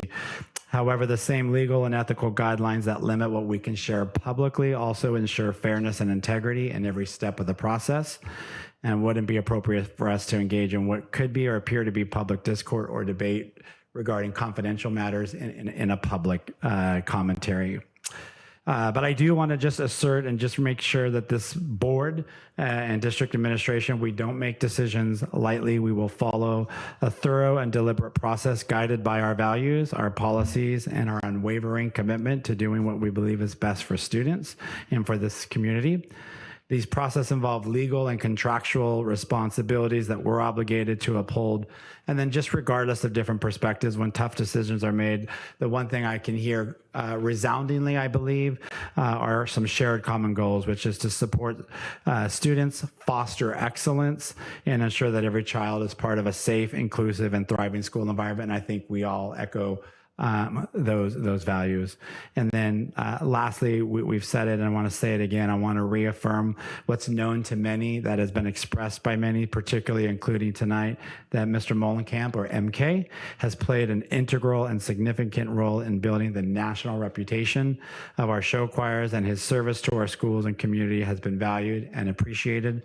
I want to thank you again for advocating for what you believe in, for your continued partnership, and know that we're all here to work together to support our students and schools. And just lastly, again, I'm just reminding you that there is no official action being taken tonight by the board in open or in closed session.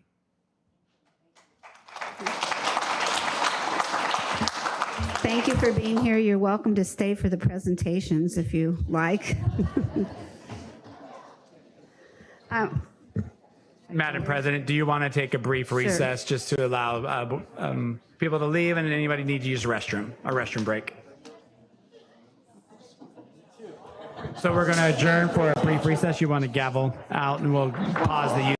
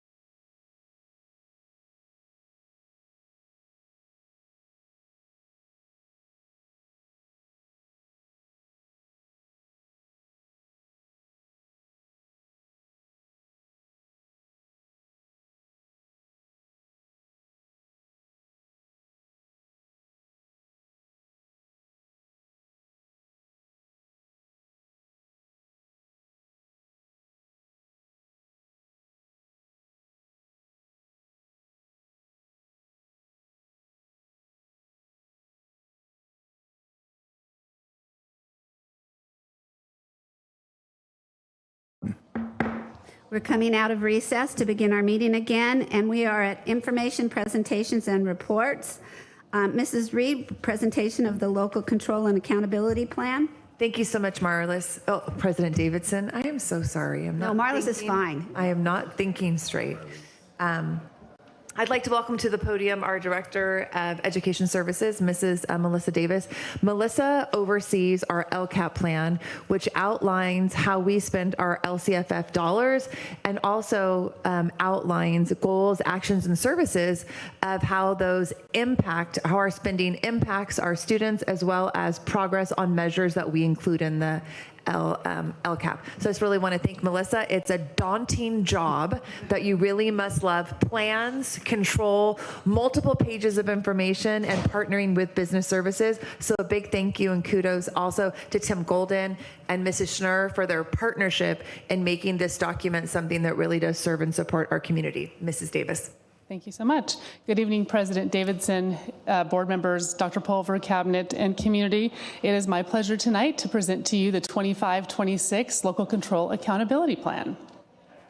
So if you recall, last year was year one of a 3-year cycle of the LCAP for us. So the current LCAP cycle goes from 2024 through 2027. So we are in year 2, so you will not see a lot of changes from year 1 to year 2. That beginning of that 3-year cycle really is the redevelopment of our LCAP. So there's 2 portions to the LCAP. There's the plan, which is the actual LCAP piece that actually outlines how we're going to, through goals, actions, and services, that we're going to measure and spend the dollars that we receive.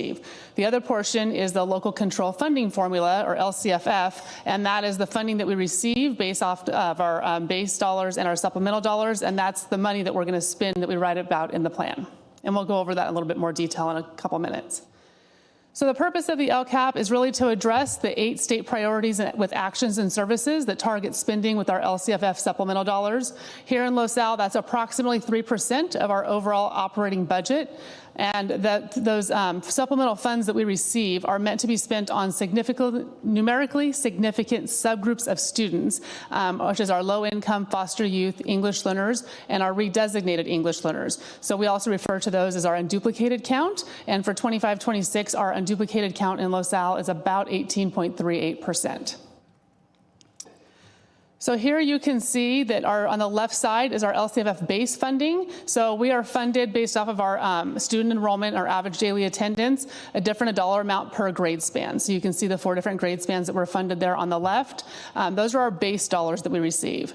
On the right side are our supplemental dollars. So our supplemental dollars are based on our unduplicated counts of students and those significant subgroups of foster youth, English learners, and low income. So this current 24-25 year, our LCFF supplemental dollars are about $3.523 million. And for 25-26, our LCFF dollars, supplemental dollars, will be about $3.598 million. So about $75,000 more.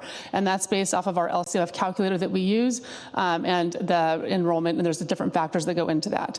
So currently in 24-25, our unduplicated percentage is 17.96, and as I mentioned, going for 25-26, it's going up to 18.38, which is why you're going to see a little bit of increase in those supplemental funds. So here's just a little graphic to kind of show our overall base funding that we receive, and that little tiny sliver there is that $3.5 million. So I know we've referred to this many times in the past, that we're the losers of LCFF because we get that tiny little slice to still service all students, and so this just kind of represents that $3.598 million that we receive in the supplemental funding. So the 8 state priorities that we mentioned, here in LoSal, we capture those into 3 different goals. So goal 1 is exemplary teaching and learning. Goal 2 is exemplary student outcomes. And goal 3 is exemplary connections. So you can see there within goal 1, we talk about all of our basic services, our Common Core state standards, and our course access. In goal 2, we talk about student achievement and other student outcomes. And goal 3 is our parent involvement, student engagement, and school climate. So goal 2 is really the student outcomes, is a lot of our our metrics are really heavy in that goal around all of our data. So throughout the year, we engage multiple stakeholders in the process of developing the LCAP. So it starts back in August with different trainings and meetings with Orange County Department of Education. We also have our district advisory committee. We had 2 meetings this year, a messaging workshop in January and an educational partners engagement workshop in April. On top of that, we also survey all of our stakeholders. So we have all of our families, our staff get surveyed. We then take that data, share it back out at our district advisory committee, really kind of dig it apart and see that what everyone has to say and input on our different goals. Then we also have multiple working group sessions with Orange County Department of Education, and then that all comes into a final draft of the LCAP that goes to Orange County Department of Education for review, and then out to all of our stakeholders for review and give input. And then tonight we are at the board workshop where we're going to present all the information to you, as well as a public hearing following this, and then we'll seek board approval on June 24th. So I'm going to just walk you through each of the 3 goals. I'm just going to talk about kind of the actions that we have in there, the metrics that we look at, and then at the end, what specific programs and services that we have. So in goal 1, which is our exemplary teaching and learning, our actions that we have written in there, or anything around, actions are kind of broad. So anything around professional development, instructional materials, educational technology, intervention, math support, English language arts support, instructional support services, and enhanced supports for students. So our actions are all written in those areas, with our metrics really specifically looking at our teachers that are assigned to teach the subjects. Basically, are they credentialed to teach what they're teaching? Our participation in our 5-year professional development program for all of our new teachers to the district, our instructional coaching by our TOSAs, our administering our district benchmarks in K-8, and then access to standards-aligned curriculum. So what that really looks at is, if you dig deeper as far as what are we actually spending the dollars on, it's really our robust professional development program, textbook adoptions, everything ed tech, from online subscriptions and tutoring to ed tech coordinator, any intervention district-wide, from our reading labs, from after-school intervention, Griffin Lab, ELA and math supports with our TOSAs, CGI, Edgenuity, math and ELA interventions that we run, our foster youth supports, supporting students with dyslexia and accommodations for students with the implementation of our ed tech programs. So all of that is really encaptured in goal 1 and talks about in more detail if you actually go through the LCAP. Goal 2, for exemplary student outcomes, we talk about district benchmarks and collaboration, increasing A through G completion and college readiness, increasing AP access and dual enrollment, our co-teaching model, career technical education and STEAM, and all of our supports for our English learners and our long-term English learners. So you'll notice here that goal 2, as I mentioned earlier, is the hefty part of our LCAP with all of our metrics. We have a lot of data that goes in here. One of the biggest changes that we did have in the LCAP, if you did review through there, you'll see in goal 2, we mentioned it, is we had an adjustment in our district benchmarks this year. We went from our custom district benchmarks to the MAP growth assessment. And so that is a change you'll see. So if you were to look in there, you'll see our district middle of the year benchmark from last year data, as well as MAP data from this year. So we have our MAP assessment results, our CASP results, A through G completion rate, AP course completion, CTE course completion, dual enrollment completion, all the data on our long-term English learners, our CLFI literacy, English proficiency, EL reclassification rate, college preparedness, A through G and CTE completion, and all of our co-taught classes. So again, really heavy in data in goal 2.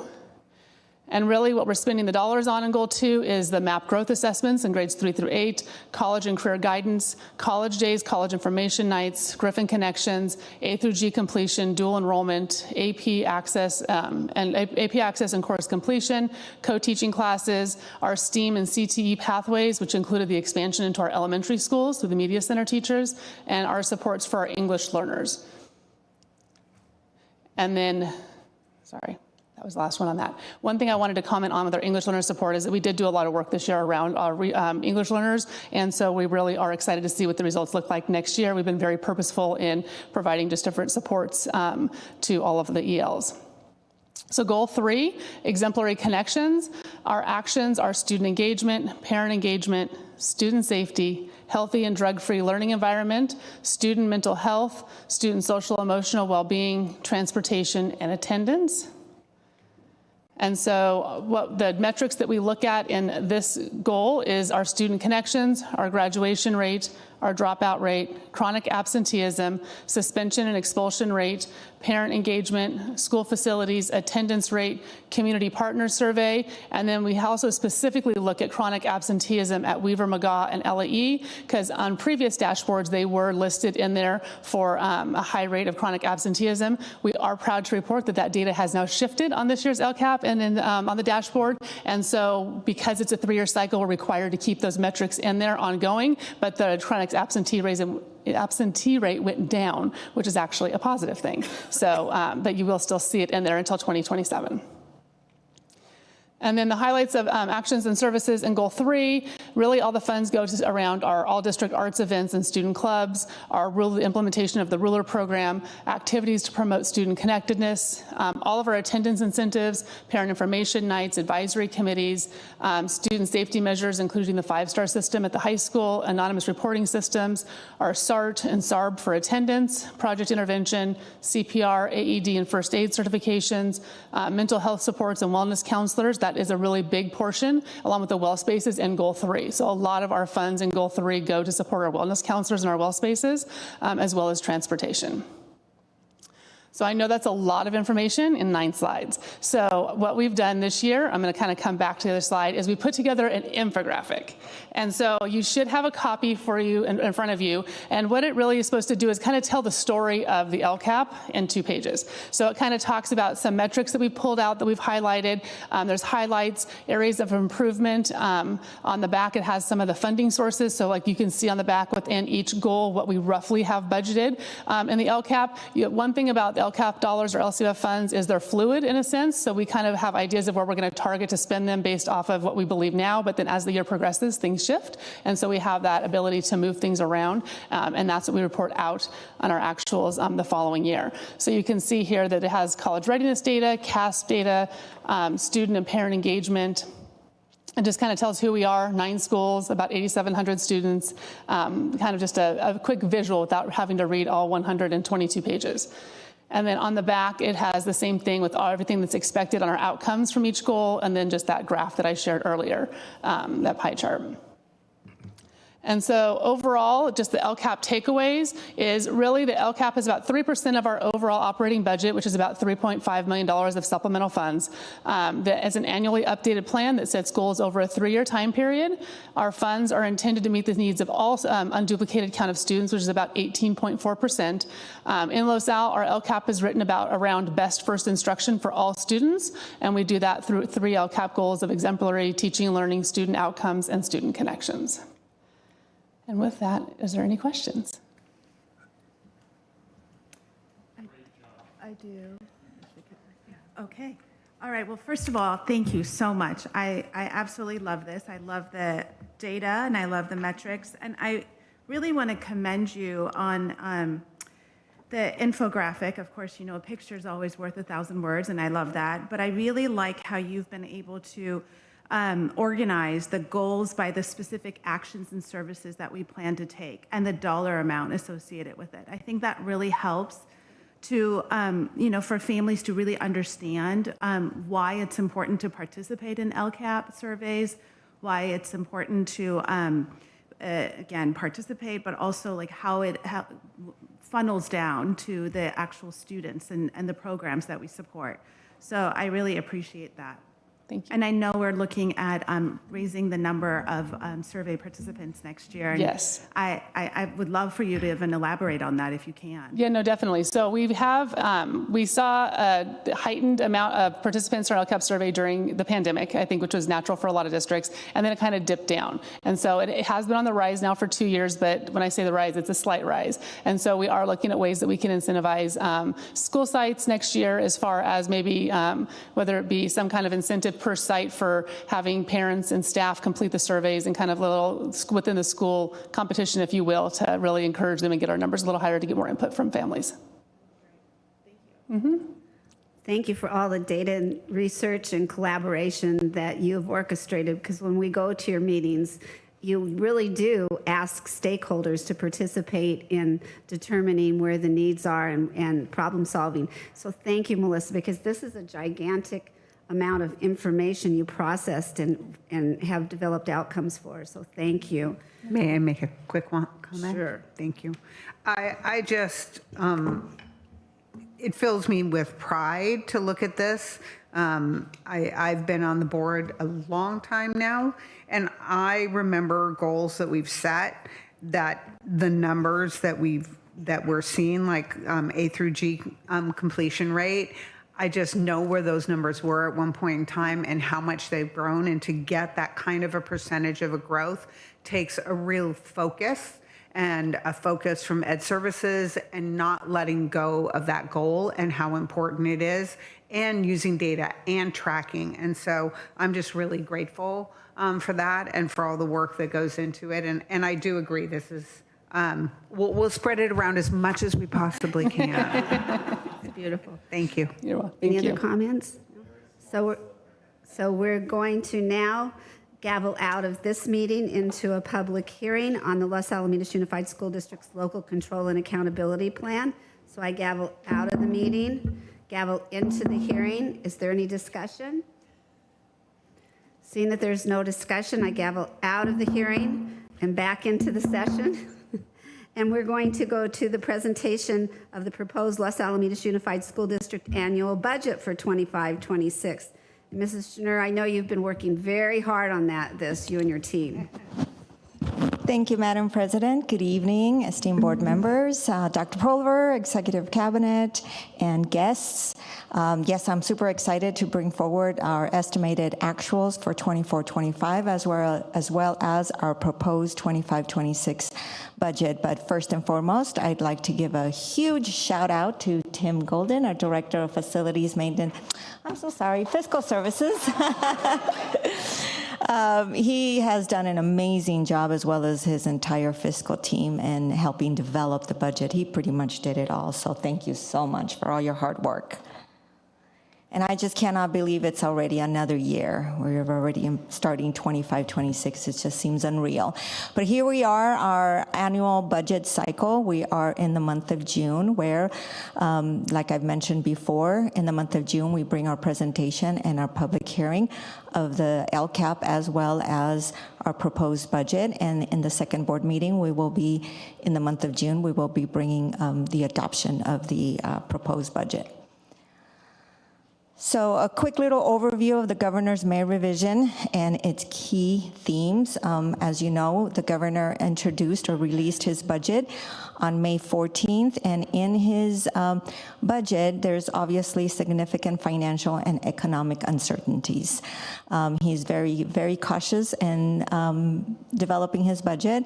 His emphasis is on federal policies and its impact on California foreign trade, tourism, and immigration. As you know, there's quite a bit of uncertainties right now in those areas. And while the governor was developing his budget, there was a lot of talk about the tariffs in the market, so that's the reason why he was a little bit conservative.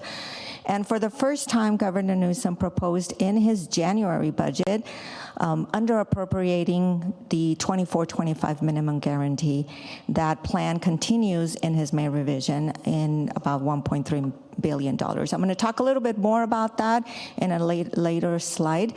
Also in his May revision, he projects both lower revenues as well as increases in healthcare costs and in the current year as well as subsequent years. And in order to address the deficit spending in the state budget, he proposes a mix of spending reductions, borrowing, funding shifts, as well as deferrals, along with contingent expenditures that would only impact if there is sufficient revenues as the projections for state revenues continue to come in. So here's the Proposition 98, the minimum guarantee. Like I mentioned before, this is the first year in 24-25 where there is talk about the settle up. And what this means is that in 24-25, the minimum guarantee is still based on projected numbers, projected revenues. The calculation is constitutionally a minimum guarantee, and it's based on actual state revenues as well as other factors like ADA overall as a state. So when the minimum guarantee is established, it's not really finalized until after the year 24-25. So in the May revision, he maintains that proposal where he is under appropriating the 24-25 minimum guarantee. And as you can see in this slide, which I used from School Services slide deck, is the calculation shows that the minimum guarantee is $119 billion. He is only appropriating $117.6 billion. In the May revision, he maintains that under appropriation. What that means is if revenues do come to fruition in 24-25, we could potentially see an additional 214 per ADA. We won't know that until after we start the 25-26. So there is a potential of additional funding, but we don't know if he's actually going to provide it or push it out into future years. So there's additional information that we will bring forward as we know. And when it comes to the Proposition 98 Rainy Day Fund, many of you know it as the Public School Systems Stabilization Account, which requires a deposit when capital gains revenues is above average and a withdrawal when the minimum guarantee is below the prior year levels. In this current year, in his May revision, he maintains the withdrawal from 23-24. As you recall, we did have a pretty hefty reserve level in 22-23, but because of his over appropriation in 23-24, he withdrew all the rainy day funds. In 24-25, he does have $540 million in Proposition 98 rainy day funds, but in 25-26, he expects to withdraw that again. And as a reminder, this rainy day fund is specifically for K-14 education. It's a separate rainy day fund, separate from the general fund, state's general fund reserve account. So there's two separate accounts. So as you know, when we look at our budget, we always have to present the budget based on assumptions, which these assumptions are always changing. So I could say a number now, but tomorrow it could be completely different. So for 24-25, our assumptions for COLA still remains the same, 107. For 25-26, it went down from the January budget, which was projected at 2.43%. Now it's 2.3%. As well as the outward years, COLA was anticipated to be 3.52 for 26-27. That went down to 3.02. And for 27-28, our COLA was anticipated to be 3.63 and now 3.42. So as you know, every cycle that I come and do a presentation, those numbers are always changing. When it comes to STIRS, our STIRS rate, we are actually really lucky that those numbers have pretty much stayed constant, that we haven't seen any increase in STIRS, and we don't project to see an increase in the next few years, which is a really good thing. When it comes to our PERS rate, we have seen a decrease. When I came forward with my second interim, those numbers were slightly higher. Now they're a little bit lower. For example, for 25-26, we were anticipating a 27.4%. Now it's 26.81. And then the outer years, I think I was 27.5 and 28.5. Now those numbers are 26.9. So that's a positive number, a reduction in our overall expenditures. And then our SUI rate is constant. It hasn't changed from our last report of second interim. And our health and welfare benefits, we continue to see an increase of about 11% every year going forward. Our enrollment numbers for 24-25, those have not changed because those are based on CalPAT, so there's no change from our previous report. For 25-26, we are anticipating a slight increase. At second interim, I was anticipating about 190 student reduction, decline. I think it was about 85-30, now we're about 85-60. And as we move our grade levels, that causes some additional decline in the outward years. As you can see, we're anticipating for 26-27, 200 and less students, and in 27-28, 195 students. So that decline is continuing in our projections. Yes, Mrs. Hill. Thank you. So these are based on information that we have from a demographer? No, actually, it's not. It's just basically our working really closely with HR and just looking at our trends in prior year and then looking at what we anticipate our numbers are going to look like this year. As you recall, when we did a demographer, those numbers were pretty worse than what we were anticipating. So their numbers were a lot higher than what we anticipated. So we weren't really comfortable with using the numbers, and of course spending money on a demographer that really wasn't being very helpful. Got it. But we're looking at, like, in the next 4 years, losing perhaps 800 more students. That is correct. Okay. Thank you. You're welcome. Well, I just want, yes, but the 4 years you're counting is the current year. Mm-hmm.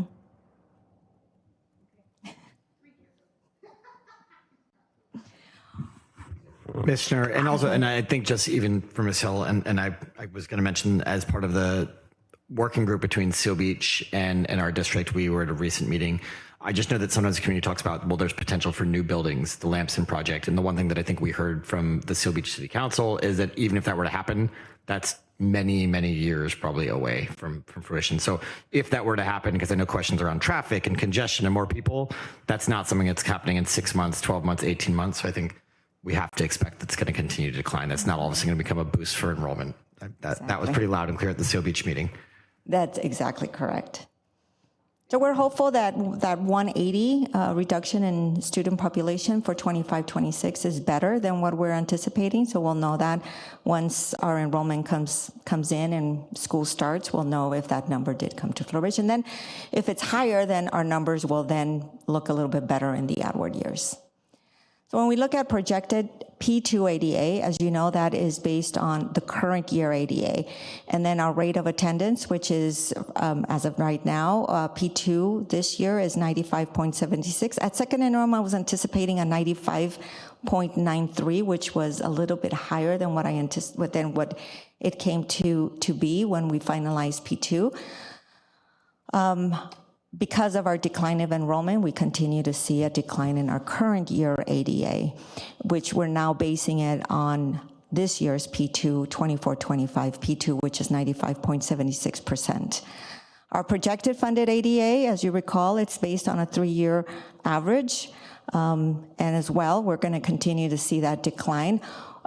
You won't see the same decline in ADA compared to our current year ADA because of our 3-year average. So if we have a good year, you will see that it's lesser of an impact in our 3-year average.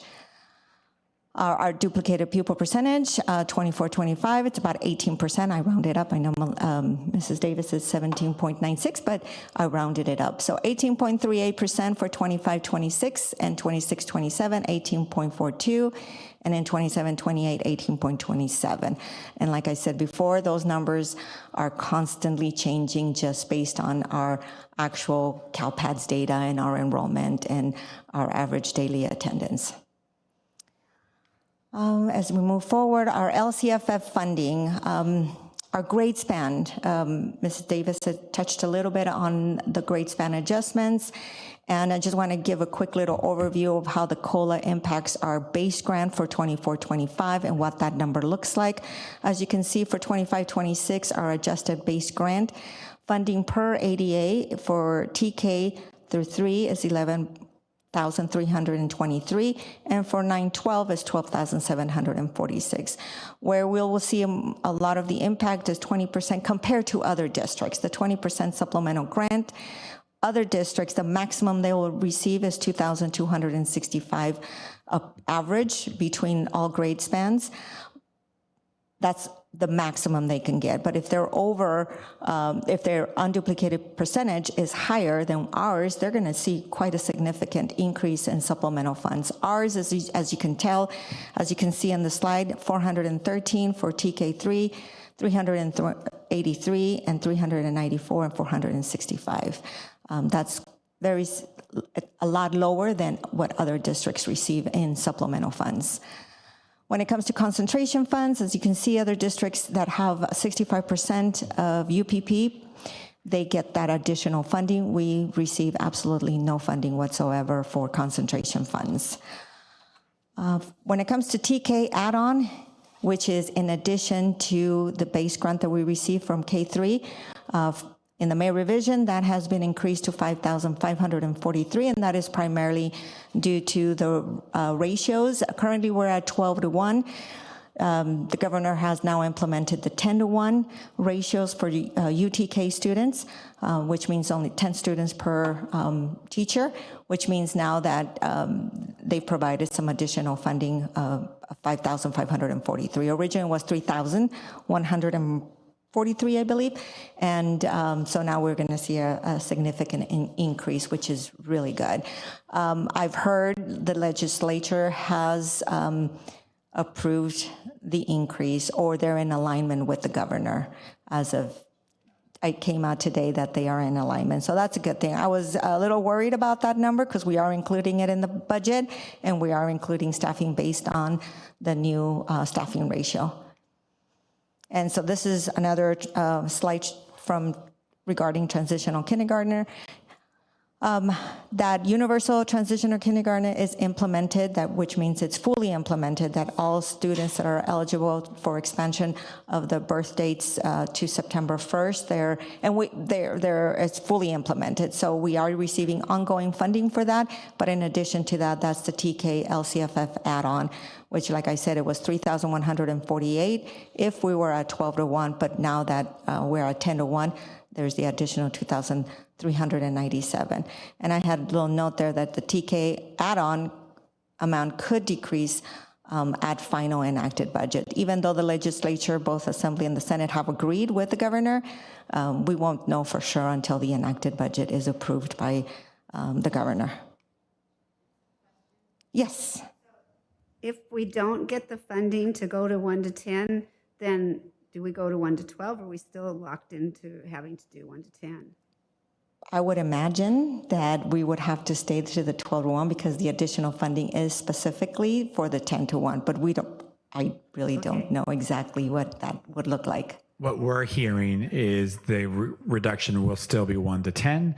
They're debating about how much extra money they're giving you for that 1 to 10. There are some in the legislature and the governor who believe what they propose is a little more generous than what most school districts would need to go to from 1 to 12 to 1 to 10. But as you know, personnel costs vary across the state, and we're in a very high personnel cost region. Yeah, classrooms, everything. Thank you, Dr. Pulver.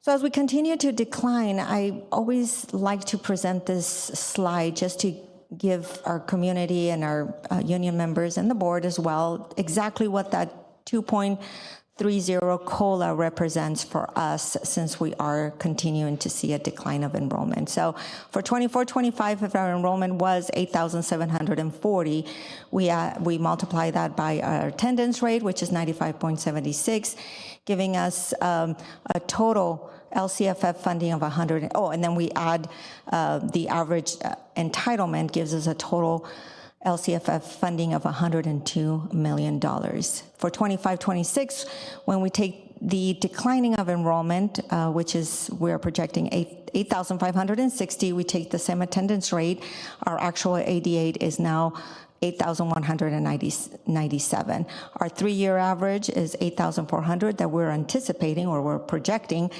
and we multiply that by the average entitlement per ADA of 11,850. Then we add the COLA. That gives us $102,742,000. The difference between 1 year to the next year is only 275. So in reality, our increase in COLA, it's only 0.27% as opposed to the true 2.30 because of our declining enrollment. And so when we bring forward our second interim, we brought forward our second interim in April, and obviously those numbers were still based on estimated ADA, our estimated enrollment for 25-26. What I've done here is provided the board what we brought forward for 25-26 at second interim, what we anticipated to have as a beginning fund balance, and what truly is right now at approved budget, our ending fund balance, which means what do we anticipate our 24-25 to look like. So our beginning fund balance is lowered by $438,000, and the bulk of that decrease is due to county ADA and a reduction in our projected lottery. So now once we start looking at total revenues for 25-26 compared to second interim and proposed budget, our LCFF funding is just shy of $35,000. And the bulk of that change is also the COLA reduction. It's also due to our funded ADA, which, like I mentioned before, at second interim, we were using a higher funded ADA. We were using a higher rate of attendance, as well as we are now anticipating an increase in UTK as add-on funding. So the net effect between the lower COLA and the lower funded ADA plus an increase of UTK brings us a $34,000 change of LCFF funding. Our federal revenue is still estimating the same number from P2. Our other state revenue, which includes transportation, which is state funding, it also includes mandated block funds and lottery. Those are the bulk of other state revenues. We are, since for 24-25, we're anticipating a reduction in lottery. We are assuming also a reduction in 25-26 and state lottery. And then our local revenues, we were anticipating $1.8 million. Now we're anticipating similar, not significant changes. We're anticipating a lower interest projection for 25-26. Like I mentioned before, these are our best guesses at this time. Our transfers in, we were anticipating at second interim $2.4 million. We are only bringing forward 1.4. The difference is 975. And that decline is due to our OPEB investment. We were, for 25-26, anticipating to transfer $975,000. We're not doing that, as you recall. We are using the Arts Music Instructional Materials Block Grant and keeping the funds in the OPEB investment until we're able to actually use those funds in 25-26. Those funds eventually will be transferred over to Fund 40 for the PAC. Then when it comes to contributions to restricted program, which is our routine restricted maintenance and special education, we are seeing an increase in our special ed expenditures or contributions. Therefore, we are anticipating about almost $800,000 increase in special education contribution. Although a lot of our revenues is not really based on what the state governor proposed, it's really just what we think is going to happen as far as revenues, both state and LCFF. Yes. So I just have a quick question. It looks like federal funding is what you thought it was going to be. We were concerned about loss of special ed funding from a federal level. Have we felt any of that, or is it not happening? It's not happening as far as I'm aware. They're maintaining the IDEA funding, and they might be doing some cuts to Title I, Title III, but when it comes to special education, as far as I know, they're not cutting that, and neither are they cutting the impact aid funds that I'm aware of. Just a really quick question. I'm sorry, back to the COLA factor. I just want to make sure that we're sharing this with labor as well. Absolutely. Okay. Thank you. When it comes to our expenditures, we've taken into consideration our salaries and benefits combined from our second interim to our proposed budget. We've taken into consideration our staffing reductions based on our layoffs and our supplemental retirement plan. So we've taken everything into consideration that we can think of. Obviously, when we reduced the employees that took the supplemental retirement, we don't quite know yet who's going to take that new role and at what step and column. So there's still going to be some adjustments, as well as the $975,000 that I was anticipating increase in health and welfare is now being funded out of restricted programs. So that's an offset as well. And then books and supplies, we budget based on what we know as of right now. We take away any one-time expenditures that we knew occurred in 24-25. We don't budget those in 25-26. So we've adjusted those accordingly. Overall, if you look at our total expenditures, we are anticipating a reduction in expenditures of 1.8. But overall, if you look at our unrestricted ending fund balance, at second interim, we were anticipating $4.9 million. We're at 4.4, which is a reduction of $582,000. And like I said, it's our best guess at this moment, based on our most current assumptions we currently have. Once the budget is enacted and we've closed the books, these numbers are going to change, in particular our ending fund balance. When we close 24-25, that number can change, will significantly change. So here's our multi-year projections. Our 25-26, we anticipate to have a 3.03, and then we use the same numbers. We project for 26-27 and 27-28 based on what we have in 25-26 and based on the assumptions we showed you earlier. Our revenues overall, LCFF, if we kept everything the same except added COLA, we're about 113 million for 26 and about 114 million for 27, 28. And then we take all of our contributions to restricted programs, which I'm assuming an increase going forward. And our expenditures stay pretty much the same. There's no major changes within our projected expenditure, except maybe step and column, and bringing us to an ending fund balance pretty much in the 3.16 for 26-27 and 3.15. We still have our reserves in Fund 17 of about 5.3, bringing our overall combined ending fund balance a little over $9 million every year. So what's not included in the 25-26 budget is our student support and professional development discretionary block grant. We first heard about this block grant in January. We have not included in the budget. In the May revision, it was reduced to 1.5. In the January budget, it was at $1.8 billion. And it's really only used, it has a lot of flexibility, and it's really primarily used to address rising costs. Allocation method is an unequal per ADA basis. There's anticipated to be an expenditure report. Of course, there's always an expenditure report we have to submit. And we could use it up to June 30th of 2029. The information we heard today from the legislature is that their proposal is only $500 million, which is a significant reduction. They're also wanting to have some kind of change in the allocation methodology that the governor. So we really have no information, and that's the reason why we're not including it. The governor says it should be equal per ADA, but according to the legislature, they're wanting to have a different allocation methodology, which we won't know until it gets approved. And then the expanded learning. We benefit if it's equal ADA. If they try to do an LCFF or by your population, once again, we would be losers. And what's been just dropped by another $800 million. $800 million, yeah. The Expanded Learning Opportunity Program is another one that we have included in the budget, but we didn't include the change. The way the current law is for the Expanded Learning Opportunity is any districts that are above 75% of UPP percentage, they get a certain rate, they get the tier 1.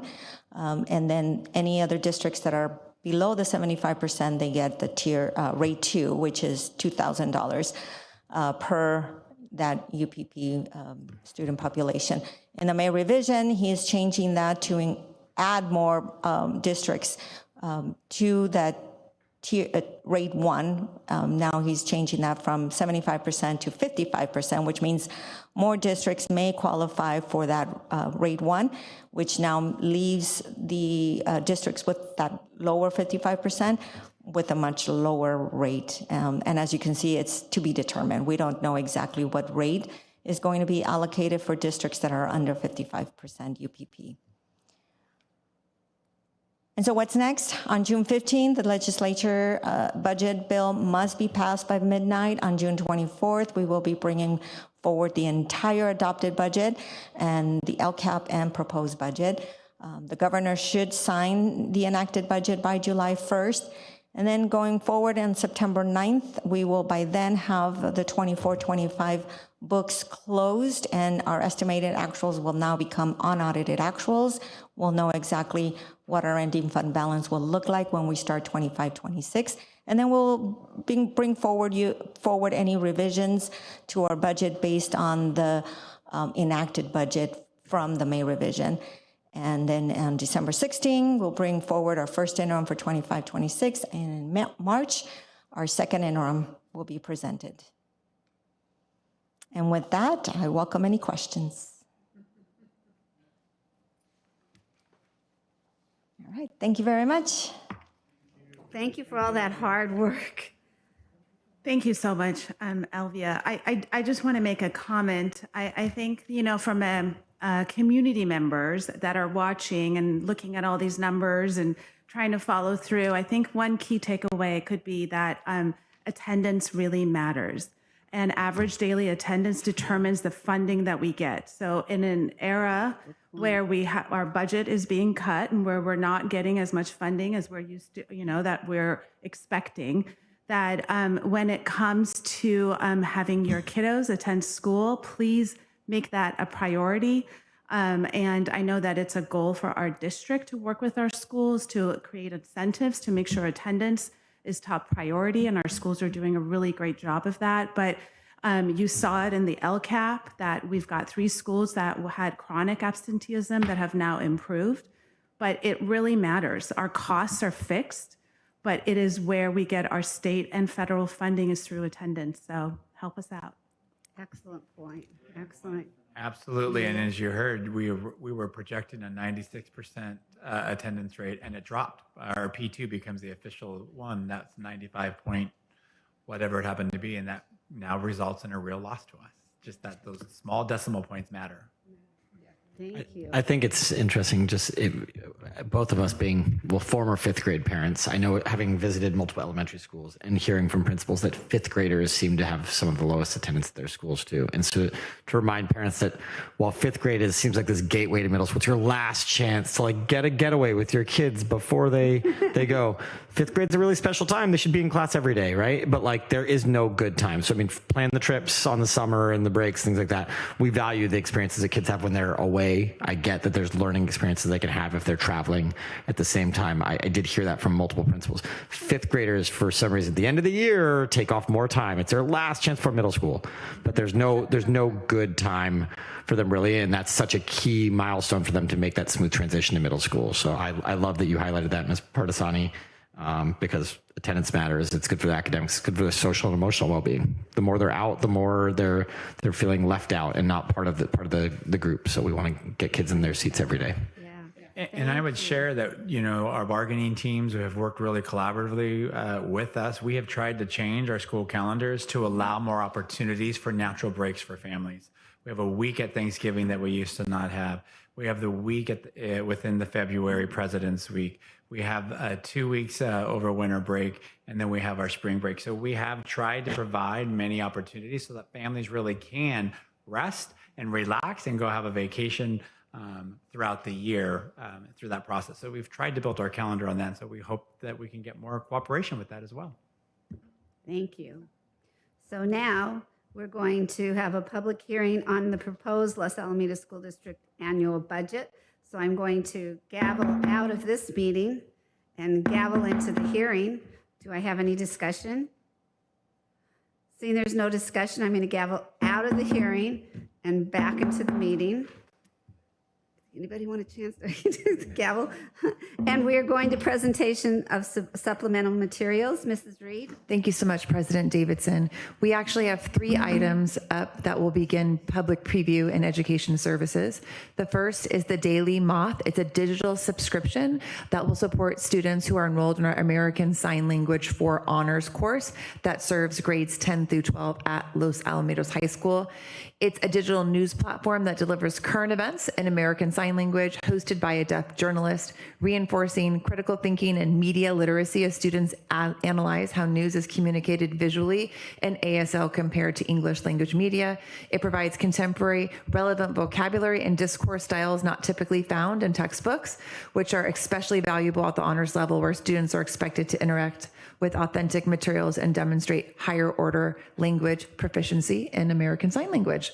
Our second item is American Sign Language, the original Green Books, which is a textbook series also designed to support students within our American Sign Language Honors 4 course in grades 10 through 12 that begins next school year. And our last item up for presentation of supplemental materials is a supplemental resource compilation, numbers 37 through 51, which are artifacts to support English in grades 10 through 12. All three of these items will be on public preview in the Education Services Office up through our next school board meeting on June 24th. Thank you so much. We're now moving on to our superintendent's report. Dr. Pulver. Thank you, Madam President. Tonight, I want to be able to just share, as I try to do at the end of the year, a highlight of our retirees and honor and recognizing them. As you heard, we did offer this year, as you're well aware, retirement, early supplemental retirement incentive to help us with our decline in enrollment, and we had 40 of our individual employees take advantage. So this was a bigger year for retirement than we've had in the past. And then lastly, I want to highlight our end of the year activities, particularly with our class of 2025 and their and a senior video that we created that we shared with families.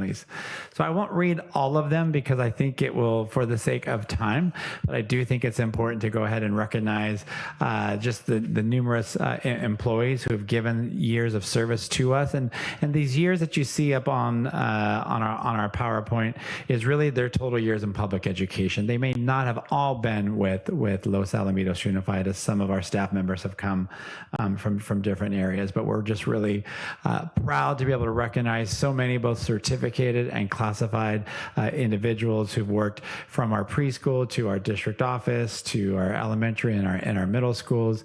We really are losing some incredible individuals who've just given so much heart and passion and care and dedication to our families and to our students, and really have been exceptional colleagues in many different ways.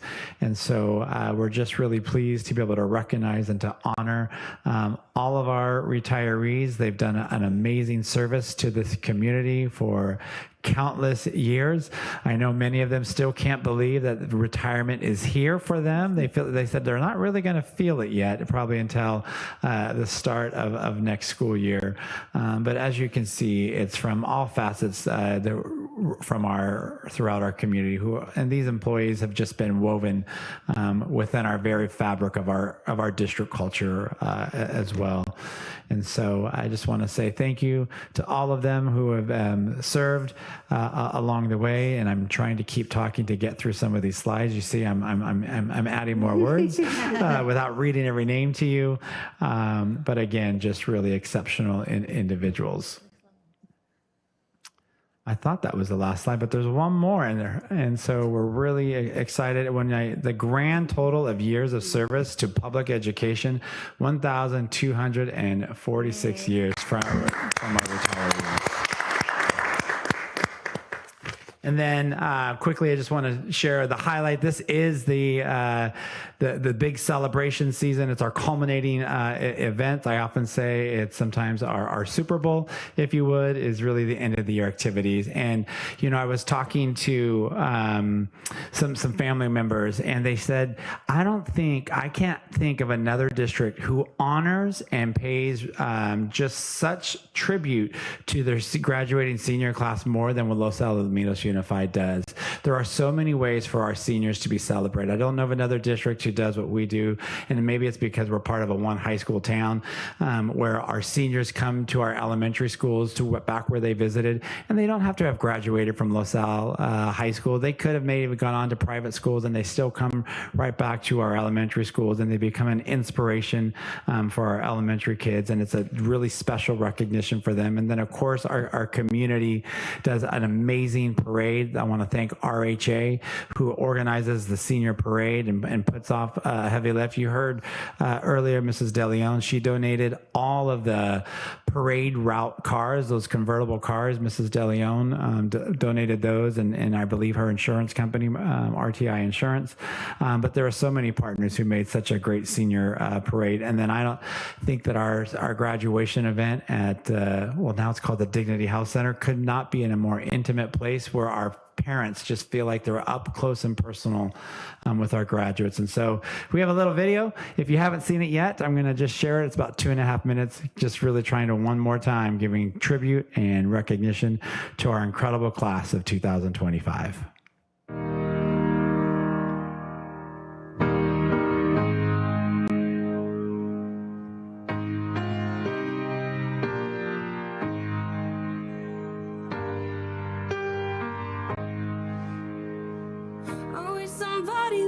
Told me, babe, someday these will be the good old days. All the love you forget, and all these reckless nights you regret. Someday soon your whole life's gonna change. You'll miss the magic of these good old days. So we talked all night about the rest of our lives, where we're gonna be when we turn 25.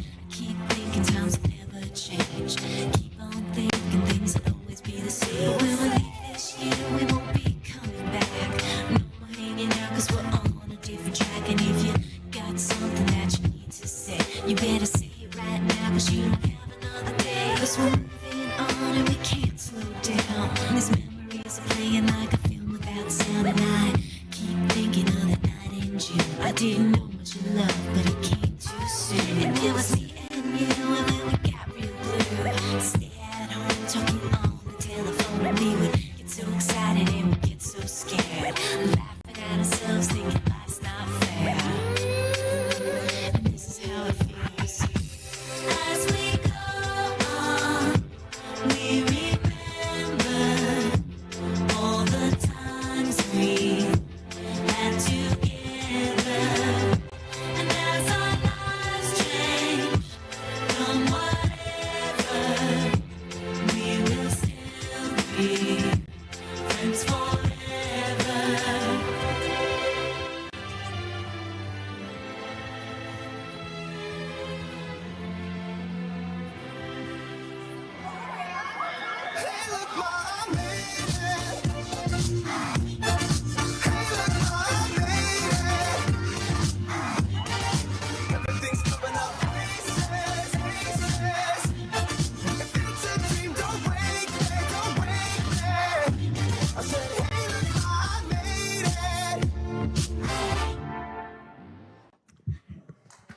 Let's give it up one more time to our class of 2025. As I said, also the community you can't write into the city of Los Alamitos. They've put a banner up congratulating our senior class. Obviously, we have that all up on the high school as well. And a big shout out to our public information officer, Ms. Nicole Pichardo, who makes such lasting memories put to life on these videos. Thank you, Dr. Pulver. Now we're moving to board comments, and Mrs. Partisani, would you like to begin? Okay, well, thank you. Good evening. In the interest of time, I really wanted to just center my comments tonight on gratitude. I was fortunate to participate in multiple promotion and graduation ceremonies this past week. I got to see firsthand the amount of work, care, and coordination that goes into setting up these promotions. I want to thank all the administrators, the teachers, the staff that really go above and beyond to try to make that special and make each child feel celebrated. And if you don't mind, on a personal note, I'd like to share that I was also able to participate in those promotions, 2 of those specifically, not only as a board member, but also as a parent. And I said goodbye to McGaw, which was very special and emotional for our family since they've been part of our story for the last 12 years. But I'm really glad that this opportunity to be on the board allows me to go back and do lots of visits and lots of support of all the schools, but especially the ones that really touched our family. So with that, I just want to say that I have a lot of pride in serving a district that really puts the kids first. And I think that's been the theme, and I just wanted to really reiterate that in my comments. So thank you. Thank you. Mrs. Hill? I think gratitude is probably what you're going to get from us this evening. So I also wanted to really, going to the retirement ceremony, first of all, Dr. Reese Wright, your team did such a phenomenal job. It was really wonderful and just a beautiful setting and a beautiful day, and the emotion to watch as we just saw, some of the people who retired have been here for close to 40 years. So I just celebrated my 40 wedding anniversary. 40 years is a long time. I just am really grateful for that and for all their service and for being part of LaSalle and all of the celebrations that we got an opportunity to be part of, and just truly the care that goes in. And you see, I was at church on Sunday and somebody came up to me and said, "Oh my goodness, what a great speech you gave at whatever, Hopkinson, I think it was." And I'm like, really? People listened? Because it really feels like you're just waiting to see your child walk across that stage and have their hand shaked and be able to go and then celebrate with their families. So I'm just really grateful at all the care that goes into it and to be a little part of it. And so, and I wish everybody a phenomenal summer. We're going to get summer weather one of these days. Thank you. I too got to celebrate in more ways than one, but I think what makes us especially this a special place is not only things like the life skills teachers and instructional aides taking our kids to the pool at LaSalle High for a celebration. They had a great time swimming, jumping off the high boards, everything. I think Griffin Friends is phenomenal, where our special ed kids get a chance to be with high school kids. I loved the celebrations, as Fernaz said, from 5th to 6th, from 8th to 9th, and then of course the graduation. And I too got to say goodbye to many years at Lee School, but I'll be back. And my youngest grandson will move on to become an Oak Lion. And then another graduation that gets you in the heart is the ATP, our adult transition programs, where we had 2 graduates this year who finished and we celebrated. And then you gotta think that parade is fabulous. So those are all very special to this district. So thank you. Thank you, Mr. Forehand.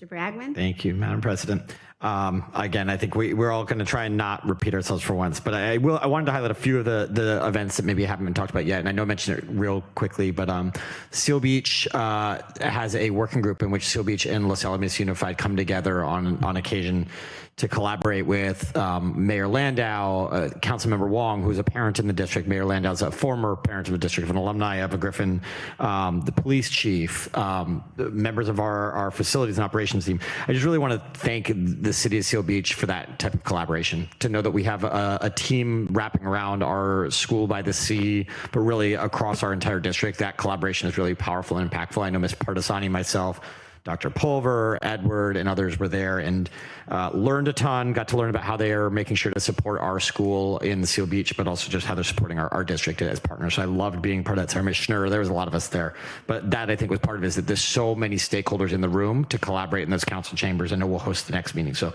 that was wonderful. Ms. Schnur, you did a great job of talking about that budget. A number of us went to the CSBA update meeting. Some of us went to it online, some of us did in person, but just I should just listen to you and skip those meetings. That would make my life easier. But thank you for sharing that, because I think that helped really pull together how it applies directly to this district. We talked about graduation, all those amazing celebrations. I just wanted to highlight a couple others, just that the senior awards night, anyone that was in attendance there, the amount of scholarships that are given to our students and the amount of scholarships that are given by alumni family members, Ms. Davidson, for ways in which we honor past students that have passed away, past students have had an impact, past students have been part of the athletic programs, families, people that have no connection to the school but just love our community. It was so cool to see just scholarship after scholarship and awards being given. Really cool. And I would specifically want to call out, beyond everything else, I know we honored them also at graduation with the amount of students going to service academies. We have students that are going to the Naval Academy. We have a student going to West Point. We have students that are enrolling in the Marines. Students that are sacrificing so much in service of our country. I can't shout them out enough. We have so many parents and family members that are part of the armed services, and I just am so thankful for them making that sacrifice for us. The last one, I won't talk about graduation, but also is the elementary school visits, which were highlighted in this video, are just such a special part of our school district. So I am so thankful to be a part of that, to see those former Sea Lions come back to McGaw and hear each of them share where they're going to college and what major they're going to be, which is crazy to me to think they know what major they're going to be before they've even gone there. I didn't know what I was going to be doing. But to hear them sharing that and inspiring our next generation of students and visiting with their old teachers and seeing teachers that are retired come back to be with them, it's just such a special tradition that I love, and I cannot wait to see my own child come back and visit her teachers one day. So I love it. It's been a wonderful year. I'm so proud to be on this board and serve. I can't wait for the years ahead. There will be ups and downs, but I know that we've got a great team behind, and we're all laser focused on doing what's best for students. I'm really proud of that. And so with that, I hope our students have a safe summer, smart and safe summer. And I appreciate everyone here on the board and the staff and community. So coming last, I really appreciate what everybody else shared, and this is a long night, so I'm going to keep it very brief and say that the celebrations were beyond belief. I think we just can tell Disneyland they are not the happiest place on earth that Los Alamitos is, and the way that people come together and the efforts from the parades to the graduations, the effort that goes into making them real celebrations are incredible. And to all of those who retired, many of them are my friends, and I spent many years, Dr. Pulver spent many years with them at McAuliffe. I wish them all the best. They were outstanding teachers, and I'm sure they're going to carry that passion for taking care of and sharing with others with them. Dean Arnold, my son was so excited because he was his 5th grade teacher, and it was Dean's first year, and now Dean is retiring, and my 5th grade son is 42, so it all goes very fast, and he's passed the torch because now Dean's son is teaching at McAuliffe. So, and the last thing I want to say, I loved every celebration, every one of the promotions and graduations, is that I cannot believe the children who speak at these promotion and graduation ceremonies. I'm telling you, it's like they are so articulate and poised. Their messages have such depth of thought. Some of them are funny, some of them are poignant, but every single one of them, they put forth so much effort that, like, I sort of feel like we should just let the kids speak. So thank you to the families who've raised these fabulous children across our district. I feel a lot of hope for the world when I look at the class of 2025. So thank you. And now we are moving, I just silenced myself, consent items. And I'm going to ask for a motion. There's a pool of 9N. So do I have a motion for approval of 9A through M and O through BB? Second. Oh, Ms. Hill, I'll let you have that. Is there any discussion? All those in favor say aye. Aye. Opposed say no. The motion carries 5-0. And since I'm the one who pulled 9N, I will explain why, but I think I need a motion for approval. I'll move that we approve 9N. Okay, so my reason for pulling 9N, and I'm not going to be really long about it, is that I think there are, in consent items, we review, we research, but they're regular business. But once in a while, there's one that you want to pull, and this one I wanted to pull because it's an approval of an amendment to the Agreement for College and Career Access Pathways. And so what it does is it's going to add 39 courses and provide wonderful opportunities for our students to do dual enrollment. And dual enrollment is you're enrolled in high school and you're enrolled in college classes, and they can be used on, they can be used as college credit later on. They enhance your transcripts. But more importantly, for students who maybe aren't sure they're college bound or they're looking at trades, they can get into it, experience it hands-on with experts, and those who are going on to college can take care of, get credits for subject matter that will help them then. But I wanted to just read, and I think Mrs. Reed, are you the one who answered these questions for me? Because I asked for, so just quickly, the 39 additional courses span 14 educational programs. These are for our children. When I was in high school, when my son was in high school, we'd think of those classes as wood shop and home ec, okay? Now these extension courses that you can get college credit are in areas of criminal justice, art, automotive technology, aviation, communications, culinary arts, dance, hospitality, kinesiology, journalism, media, arts, design, music, public health, and theater. These are added on to courses that are already available. And once again, this gives students college credit that can go onto their transcripts. It can save tuition because their college classes they won't have to take. They are able to see whether what they think they're interested in will open the right doors for them. And I'm just so grateful for these opportunities for our students. And I really hope that parents and students research this as their students are planning their high school experience. So thank you. Thank you, Mrs. Reed, for explaining it all to me. And there's so much more. Look in the college and careers in our handbook. Any other discussion? All those in favor of 9N, say aye. Aye. Opposed, say no. The motion carries 5-0. Okay, now, while I still have a voice. Madam President, if you wanted, you could take the 3-second reading since there's no changes to what was to them from what was the first for the 3 action items of the second reading of board policies. Yeah. So I'll make a motion. Do you want any description or anything, or am I good if I make a motion that we take 10A, B, and C all as I move and all as one item? I will second that. Okay, these are new board policies and bylaws, and they're just little word changes. So is there any further discussion? All those in favor say aye. Aye. Opposed, say no. The motion carries 5-0. And we are now on Dr. Weiss writes, oh no, Mrs. Reed. No, we took care of that. Weiss right, yeah. We're on D. Yeah. Okay, Dr. Weiss wright, first reading of a new board policy on mobile communication devices. One that we're very much interested in. Yes, thank you, Madam President.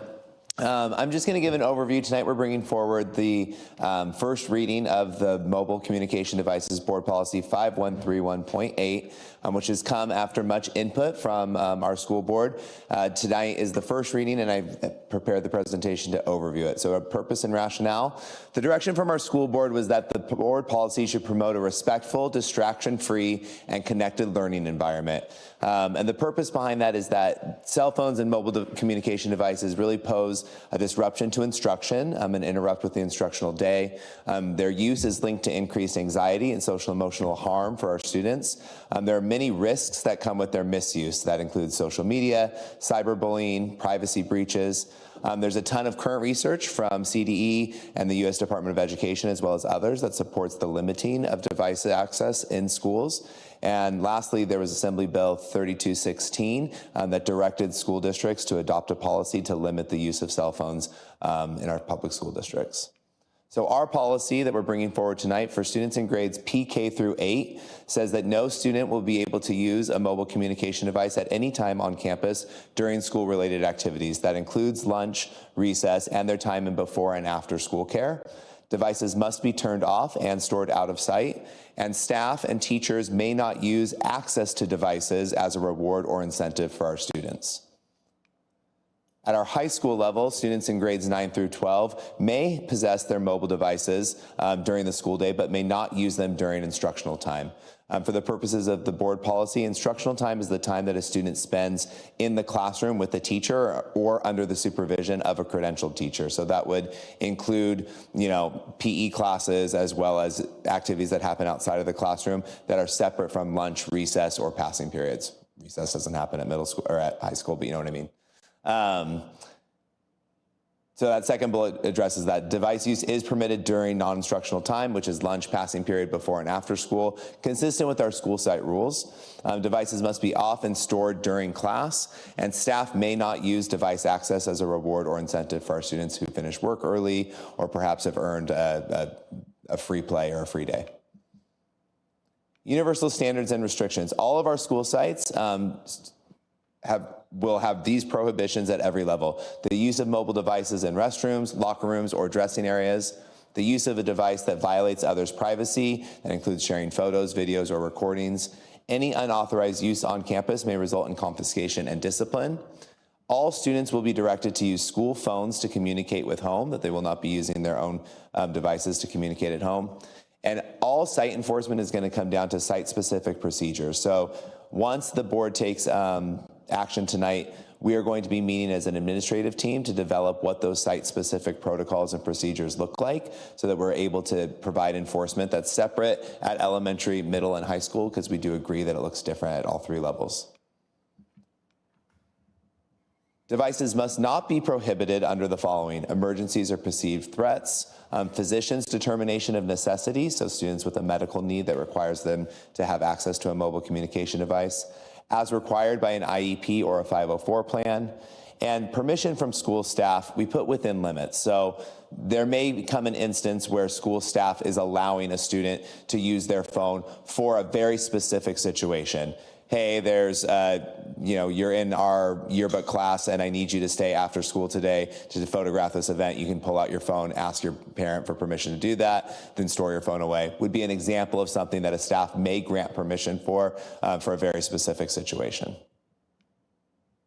And that's really all that I have. Are there any questions? Dr. Wiesfried, I just want to, if you don't mind going back to the second slide on the 9 through 12. Because I think it captures both something I think we called out when we had initial conversation.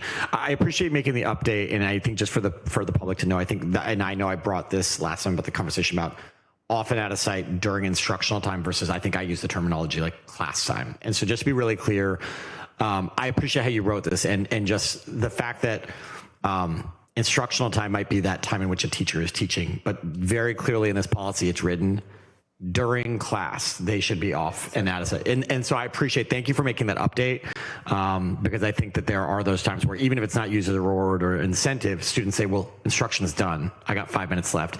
And I think when we think about the social and emotional well-being of students, there's an anxiety and desire, it's wired in kids' brains to say like, I have free time. I want to do this. And I think we do that on our own phones, right? Like I've got a minute, I'm grabbing it. And so I think having that policy also just reinforces for students like, if you got extra time, I don't care if you socialize, like read a book, do something, but that's also trying to help them rewire that like free time is not designed for technology. Enjoy that break, talk to someone. So thank you. I just would say as a whole, I really appreciate this policy being super responsive to the really long conversation we had. I think when I watched the video again, we had probably ended up talking for about an hour as we kind of talked about the what and the why as you all decided the how, which I think was the really important part. So I appreciate you and the team coming together to create what I think a how this can work that is very responsive to the needs and the community that came out and spoke. So I'm hoping we're on the right path forward, and very happy to hear that in the TK through 8th grades, just no devices. It's just that simple. That makes that very simple. There's no reason they should have them. And that also makes it easier on the teachers and the principals and the staff members. You don't have to even cross the bridge of what it looks like. Mrs. Hill? 2 things. One, you rewatch our board meetings. Oh my goodness gracious. But yes, amazing job. And I do think that it's very concise. It's very clear. I think that, I don't want to generalize, but I think students will always try to figure out an end around if they can. And I think that it's made it very clear. One thing I do want to suggest is where we put all grade levels, number 2, where it says students are encouraged to use designated school phones for urgent communication during the school day. If we can add parents to that as well, and somehow start messaging, I don't know if it belongs in the policy, but I think we're going to have to retrain our parents to teach them that their communication. And I think then that's also, I understand that that's work on staff, that's work on office staff. It's going to be, now that there's going to have to get messages, whatever that system looks like. But it was done for decades before and it was efficient. And so I just like to somehow set that expectation for parents as well as for students. Absolutely. Yes, one quick comment. Of course, I am very appreciative of the effort to make a policy that is district-wide, it's concise, it's well communicated. So I appreciate that. One thing that comes to mind is for grades 9 through 12, there may be, in some very rare circumstances, there may be a need for exceptions. And how do you plan to handle those for some classes that really need access to communication, mobile communication devices? Yeah, that's a great question. So we're going to be meeting with our administrators tomorrow, actually, and breaking out into different levels to talk about just that, what implementation is going to look like, what the rollout's going to look like with both families as well as students, and when we have those exceptions, both for our students on an IEP and a 504 plan and medical exceptions, but also how are we going to navigate it when there's a circumstance that we really do rely on students to have mobile communication devices to support the functionality of the high school. Yeah, so one thing I would, and thank you for that, one thing I would recommend is whatever those exceptions are, when it's determined, to have it be in writing and agreed upon in advance so that we don't come up with exceptions ad hoc, but that they're documented. Yeah, thank you. Absolutely. Any further comments? I want to just go back to like the heart of like the first conversation. Yes, I am a weirdo that watches these videos sometimes, but sometimes you forget, especially when it's an hour-long conversation. But I actually really want to commend Ms. Hill. I when we looked at that initially, and you said like, really the dream is no devices, right? And I think for all of us, if we were living in a world where that could function, especially as we talked about our open campus, I just want to actually say like, I really appreciate that was the challenge that we have, and I think this at least gets us closer to meeting that goal, knowing that we have an open campus and students are wandering and there's kind of all those safety things. We're actually being off campus, having a device might help make them safer. But I appreciate this. And also I know Ms. Partisani, you talked a lot about like, and we can't sacrifice class time. No more instructional time, like taking phones, getting them back, things like that. So really, like, again, I know I'm just saying this again, but I shout out our team for coming up with a policy that really, it's so clear you listened to what we all said. And I appreciate that so much because that's what we as board members need from the staff. Thank you, and thank you, Ryan.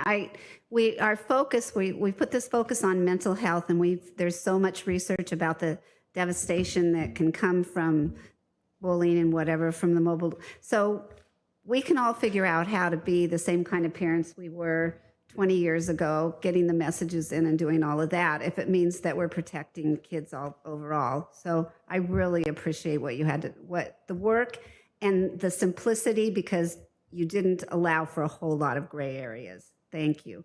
Dr. Pulver? Yes, I just want to get clarity from Mrs. Hill's comment. Are you suggesting any changes to the language so that for us to bring forward for a second reading in the all grade levels? It does say students are encouraged to use designated school phones for urgent communication during the school day. Is there any language change you want us to consider, or?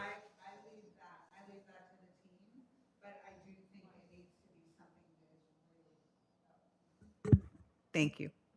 I leave that to the team, but I really do think it needs to be something clearly communicated. And I don't know if it needs to be in policy or in regulation or practice, but I think it really needs to be clear. Perfect.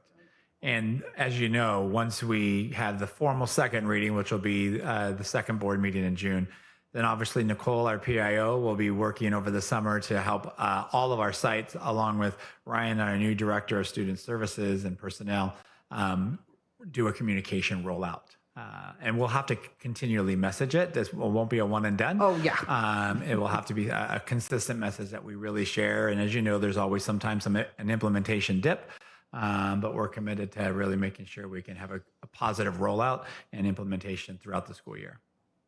Have you gotten any feedback from like teachers and staff? Yeah, as part of the process, we had each school site principal meet with their leadership team and roll out to their staff the draft of the policy to just have some discussions. And then I attended leadership meetings as well as the high school LAEA leadership meeting just to hear their thoughts and feedback, and everybody's been very supportive. By and large, it sounds like the staff is very interested in just having the backing of the school board to enforce a no cell phone policy. Thank you. So, oh, you don't have to have a motion. Oh, okay, first reading. Okay, thank you. Now, thank you, Dr. Weiswright. Mrs. Reed, approval of a new course at LaSalle for AP pre-calculus.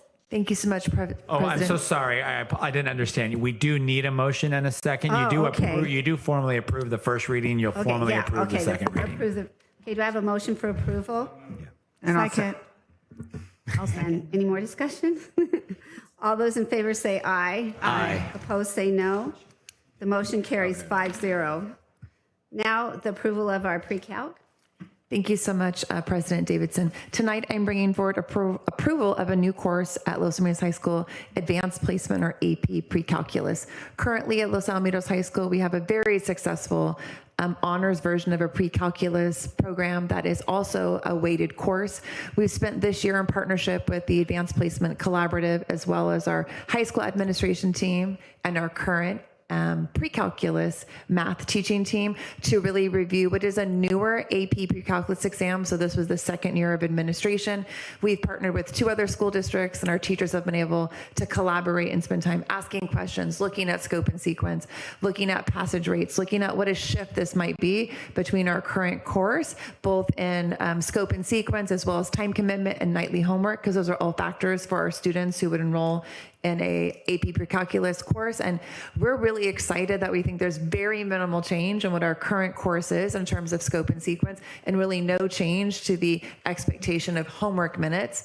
And in reviewing data with other schools, they've seen the number of students who progress from a junior taking AP pre-calc to a Calc BC class to be right in line with their numbers previously. And they've actually seen an increase in the number of students who take AP pre-calc compared to an honors pre-calc senior year, because it would result in college units received for those students who do receive a 3 or higher on the AP pre-calculus exam. And so we did send out letters to all of our families who have students enrolled in the honors version of our pre-calculus course for the 25-26 school year, really letting them know the work we've done, that it's coming to the board tonight, and that we will also be submitting this course for approval should the board take action to approve this new course at Los Alamitos High School, so that the course could be added into doorways for Los Alamitos High School next year. And then we would formally share with our families that we would be transitioning to the AP pre-calc course next school year. So thank you for your consideration. Do I have a motion for approval? Also move.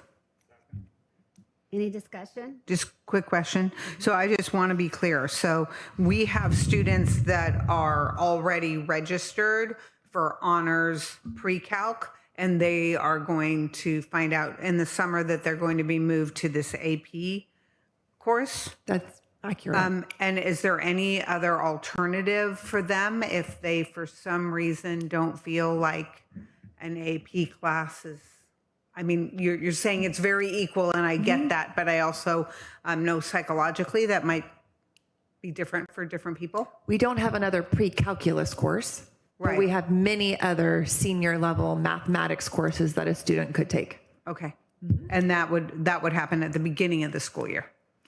We would make those schedule adjustments when our counselors returned back to their assignments in late July. Okay. Yes. Great. Thank you very much. But just to clarify, didn't you say we've already communicated out to all of those families? So if they wanted to, they really could have already sent a communication. Our counselors are still working their work year, so they could have sent that communication to counselors even this past week. They absolutely could have. The reason why we sent the letter to families prior to the board taking action was to forecast what could come into play while our counselors were still working, in case families had questions, concerns, or wanted to look at an alternate course. Great, thank you. Okay, so we had a first, we had a no. Okay, all those in favor say aye. Aye. Opposed, say no. Motion carries 5-0. Moving on to approval of English 2 to meet the Assembly Bill 101 graduation requirement. Mrs. Reed? Thank you, President Davidson. Tonight, we're seeking approval to meet in compliance with Assembly Bill 101 that would grant the ethnic studies completion for students who complete English 2. This would not change our high school graduation requirements. This really would make the course eligible to receive the compliance of AB 101 should the state legislator fund AB 101 in the governor's final budget. Currently, from the May revise, AB 101 is not fully funded, and so that legislation does say that it will not become a graduation requirement if the funding isn't attached. However, we won't know that until the end of this month, and we are seeking approval, should it be funded, that our English 2 course would meet the requirements under the model curriculum of ethnic studies to receive compliance with AB 101. Do I have a motion for approval? I'll make a motion to approve that. Any discussion? Yes, please. So first of all, I just want to say I am so appreciative of all the work that went in to create this. And I mean, when I look at the resources that are utilized from, you go from NPR to James Joyce to Plato to Brene Brown, there is really a depth of looking at the information. And I think it is well done, and I think I absolutely will move forward in my sense and approve it as the English 2 class. But as you said, I do want to be really clear that until we are funded, because this is a frustration that I have, and so I'm just going to get on my soapbox for a minute. It's a frustration that I have that the state comes down and mandates something to us on the local level, says, do all this work, put this into action, and we'll give you the money at some point in time. So we have spent all this time and energy creating this, and now they're not even saying when it's going to be funded and when it will be mandated. And so to me, the work is amazing. The class is great. Yay us. And when it does come, I know if it does come, we're in the position where we don't lose a step. And I'm very grateful for all that. It's just my frustration with the way that the state gets on these hot buttons, puts them on the backs of districts, and then doesn't support districts.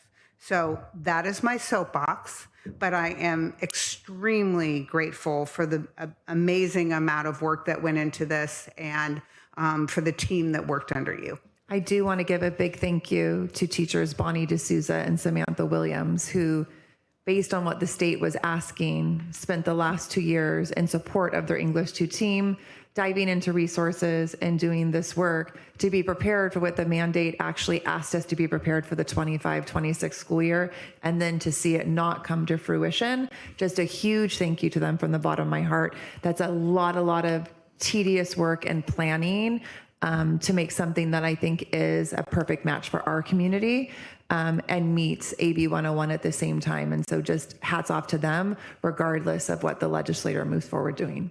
So I just have two. So when we initially went with ethnic studies, when we were building the program initially, there was a belief that if we created the state has curriculum, but if we created our own curriculum, then we could design it to fit with our community and our needs. And so that's what we've done with this curriculum. So would it still apply if they end up mandating it? Can we still use our own curriculum rather than what? So we're a step ahead on that.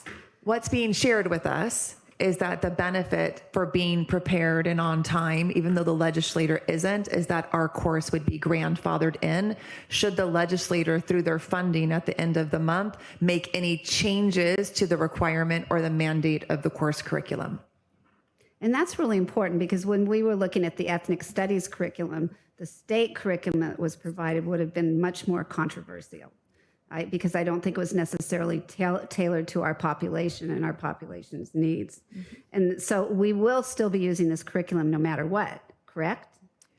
No? Or These resources that we brought forward to support any English class in grades 10, 11, and 12 will still be accessible for all courses to use to supplement readings and really still bring what I think is the heart of the Assembly Bill, which is for students to be able to see themselves in the curriculum and discussions and their families' journeys be present at a level of all other peoples in a classroom. And so those resources and stories and novels that we've brought forward will still be accessible, regardless of the mandate. And what the course looks like will be then determined by our English 2 teachers and the materials that are approved by this board that they look at every year as they plan together. So their great work matters. So thank you for all of that. Any other discussion? You asked my question. Yeah. So thank you. Any other discussion? I just want to reiterate, we will not be changing the graduation requirement until it becomes mandated. So notice we're not bringing forward any change in our graduation requirement board policy. But the students can benefit from the hard work of the teachers. I appreciate that. Okay, so all those in favor say aye. Aye. Opposed say no. Motion passes 5-0. So Mrs. Reed, now you're going to talk about approval of supplemental materials. Do you want to do each one of them separately? Yeah, probably. Perfect. Then I will go ahead and do G, H, I together. So our G is approval of supplemental material, social thinking for we thinkers. And it's a curriculum that will be used for a tier 2 intervention in our preschool CDC and TK classrooms. We are fortunate to have an early intervention preschool and TK team who provide lessons in classrooms. And so this Social We Thinkers curriculum will be used by our speech and language pathologist that does small group and whole group lessons inside of our preschool and TK classrooms. The second item is English grade 10 through 12 supplemental resource compilation, numbers 1 through 36, which are available resources and artifacts to support instruction within our grades 10, 11, and 12 English courses. And then lastly is approval of our textbook, Solvis My Perspectives, which would be used inside our middle school grades 6, 7, and 8 English courses starting next school year. Thank you. Do I have a motion for approval for F through I? G. G through I. I'm sorry, so G moved. through I, sorry. Second. Any discussion? All those in favor say aye. Aye. Opposed say no. Motion carries 5-0. We now are looking at approval and agreement for Panorama Education. Mrs. Reed. Thank you so much, President Davidson. Tonight, we're seeking approval for a contract with an online platform that supports student academic and social emotional needs called Panorama. What it really is a digital interpreter of data. And so every data point that we encumber here at the school district, whether it be absences, suspensions, tardies, CAST data, MAP data, any data you could imagine from local assessments, Panorama takes all of that information in, interprets and analyzes it to help us look at anything from a school site to a grade level to individual student needs and how we can tailor our tiers of support for students and also garner more specific targets for our LCAP services as well. And so we're really excited. It's a lot of data we look at, and sometimes getting support and generating trends and looking at expectations and target growth areas for us. This is going to be really helpful and beneficial. Thank you. Do I have a motion for approval? I'll move to approve that item. Second? Is there any discussion? Just a quick question. So it moves with all of our other, it works with all of our other platforms, or do we export the data, put it in there, and then? It works with almost all of our platforms. There's a couple of platforms that we will manually extract data and add into, but 95% of ours will sync nightly into the platform. Oh, that is beautiful. It really is. Thank you. All those in favor say aye. Aye. Opposed say no. Motion carries 5-0. Now we're looking at approval of revised job descriptions. Dr. Weiswright? Yes, thank you, Madam President. Tonight we're bringing forward 5 revised job descriptions. As you know, we've been partnering with CSEA this year to update and revise all of our job descriptions. And these 6 were updated and approved by the Personnel Commission last month. And tonight we're bringing them forward for approval. Thank you. Do I have a motion for approval? Second? I'll second. Any discussion? All those in favor say aye. Aye. Opposed say no. The motion carries 5-0. Thank you, Dr. Weiswright. Okay, now approval of, it's P. Sorry. Approval of warrants. Those are the bills that we pay every month. Do I have a motion for approval? I so move. Any discussion? All those in favor say aye. Aye. Opposed say no. The motion carries 5-0. Now we do the wonderful part, acceptance of donations from so many wonderful organizations, our PTA, women's clubs, the LAIF. It's all very wonderful. And the total is, for this month, $39,384.89. A lot going on, and people are still out there being generous. Our total to this year, $968,100.88. So thank you, community. All those in favor? Did I do motion? No. Oh, sorry. Do I have a motion for approval? Also move. Any discussion? Nope.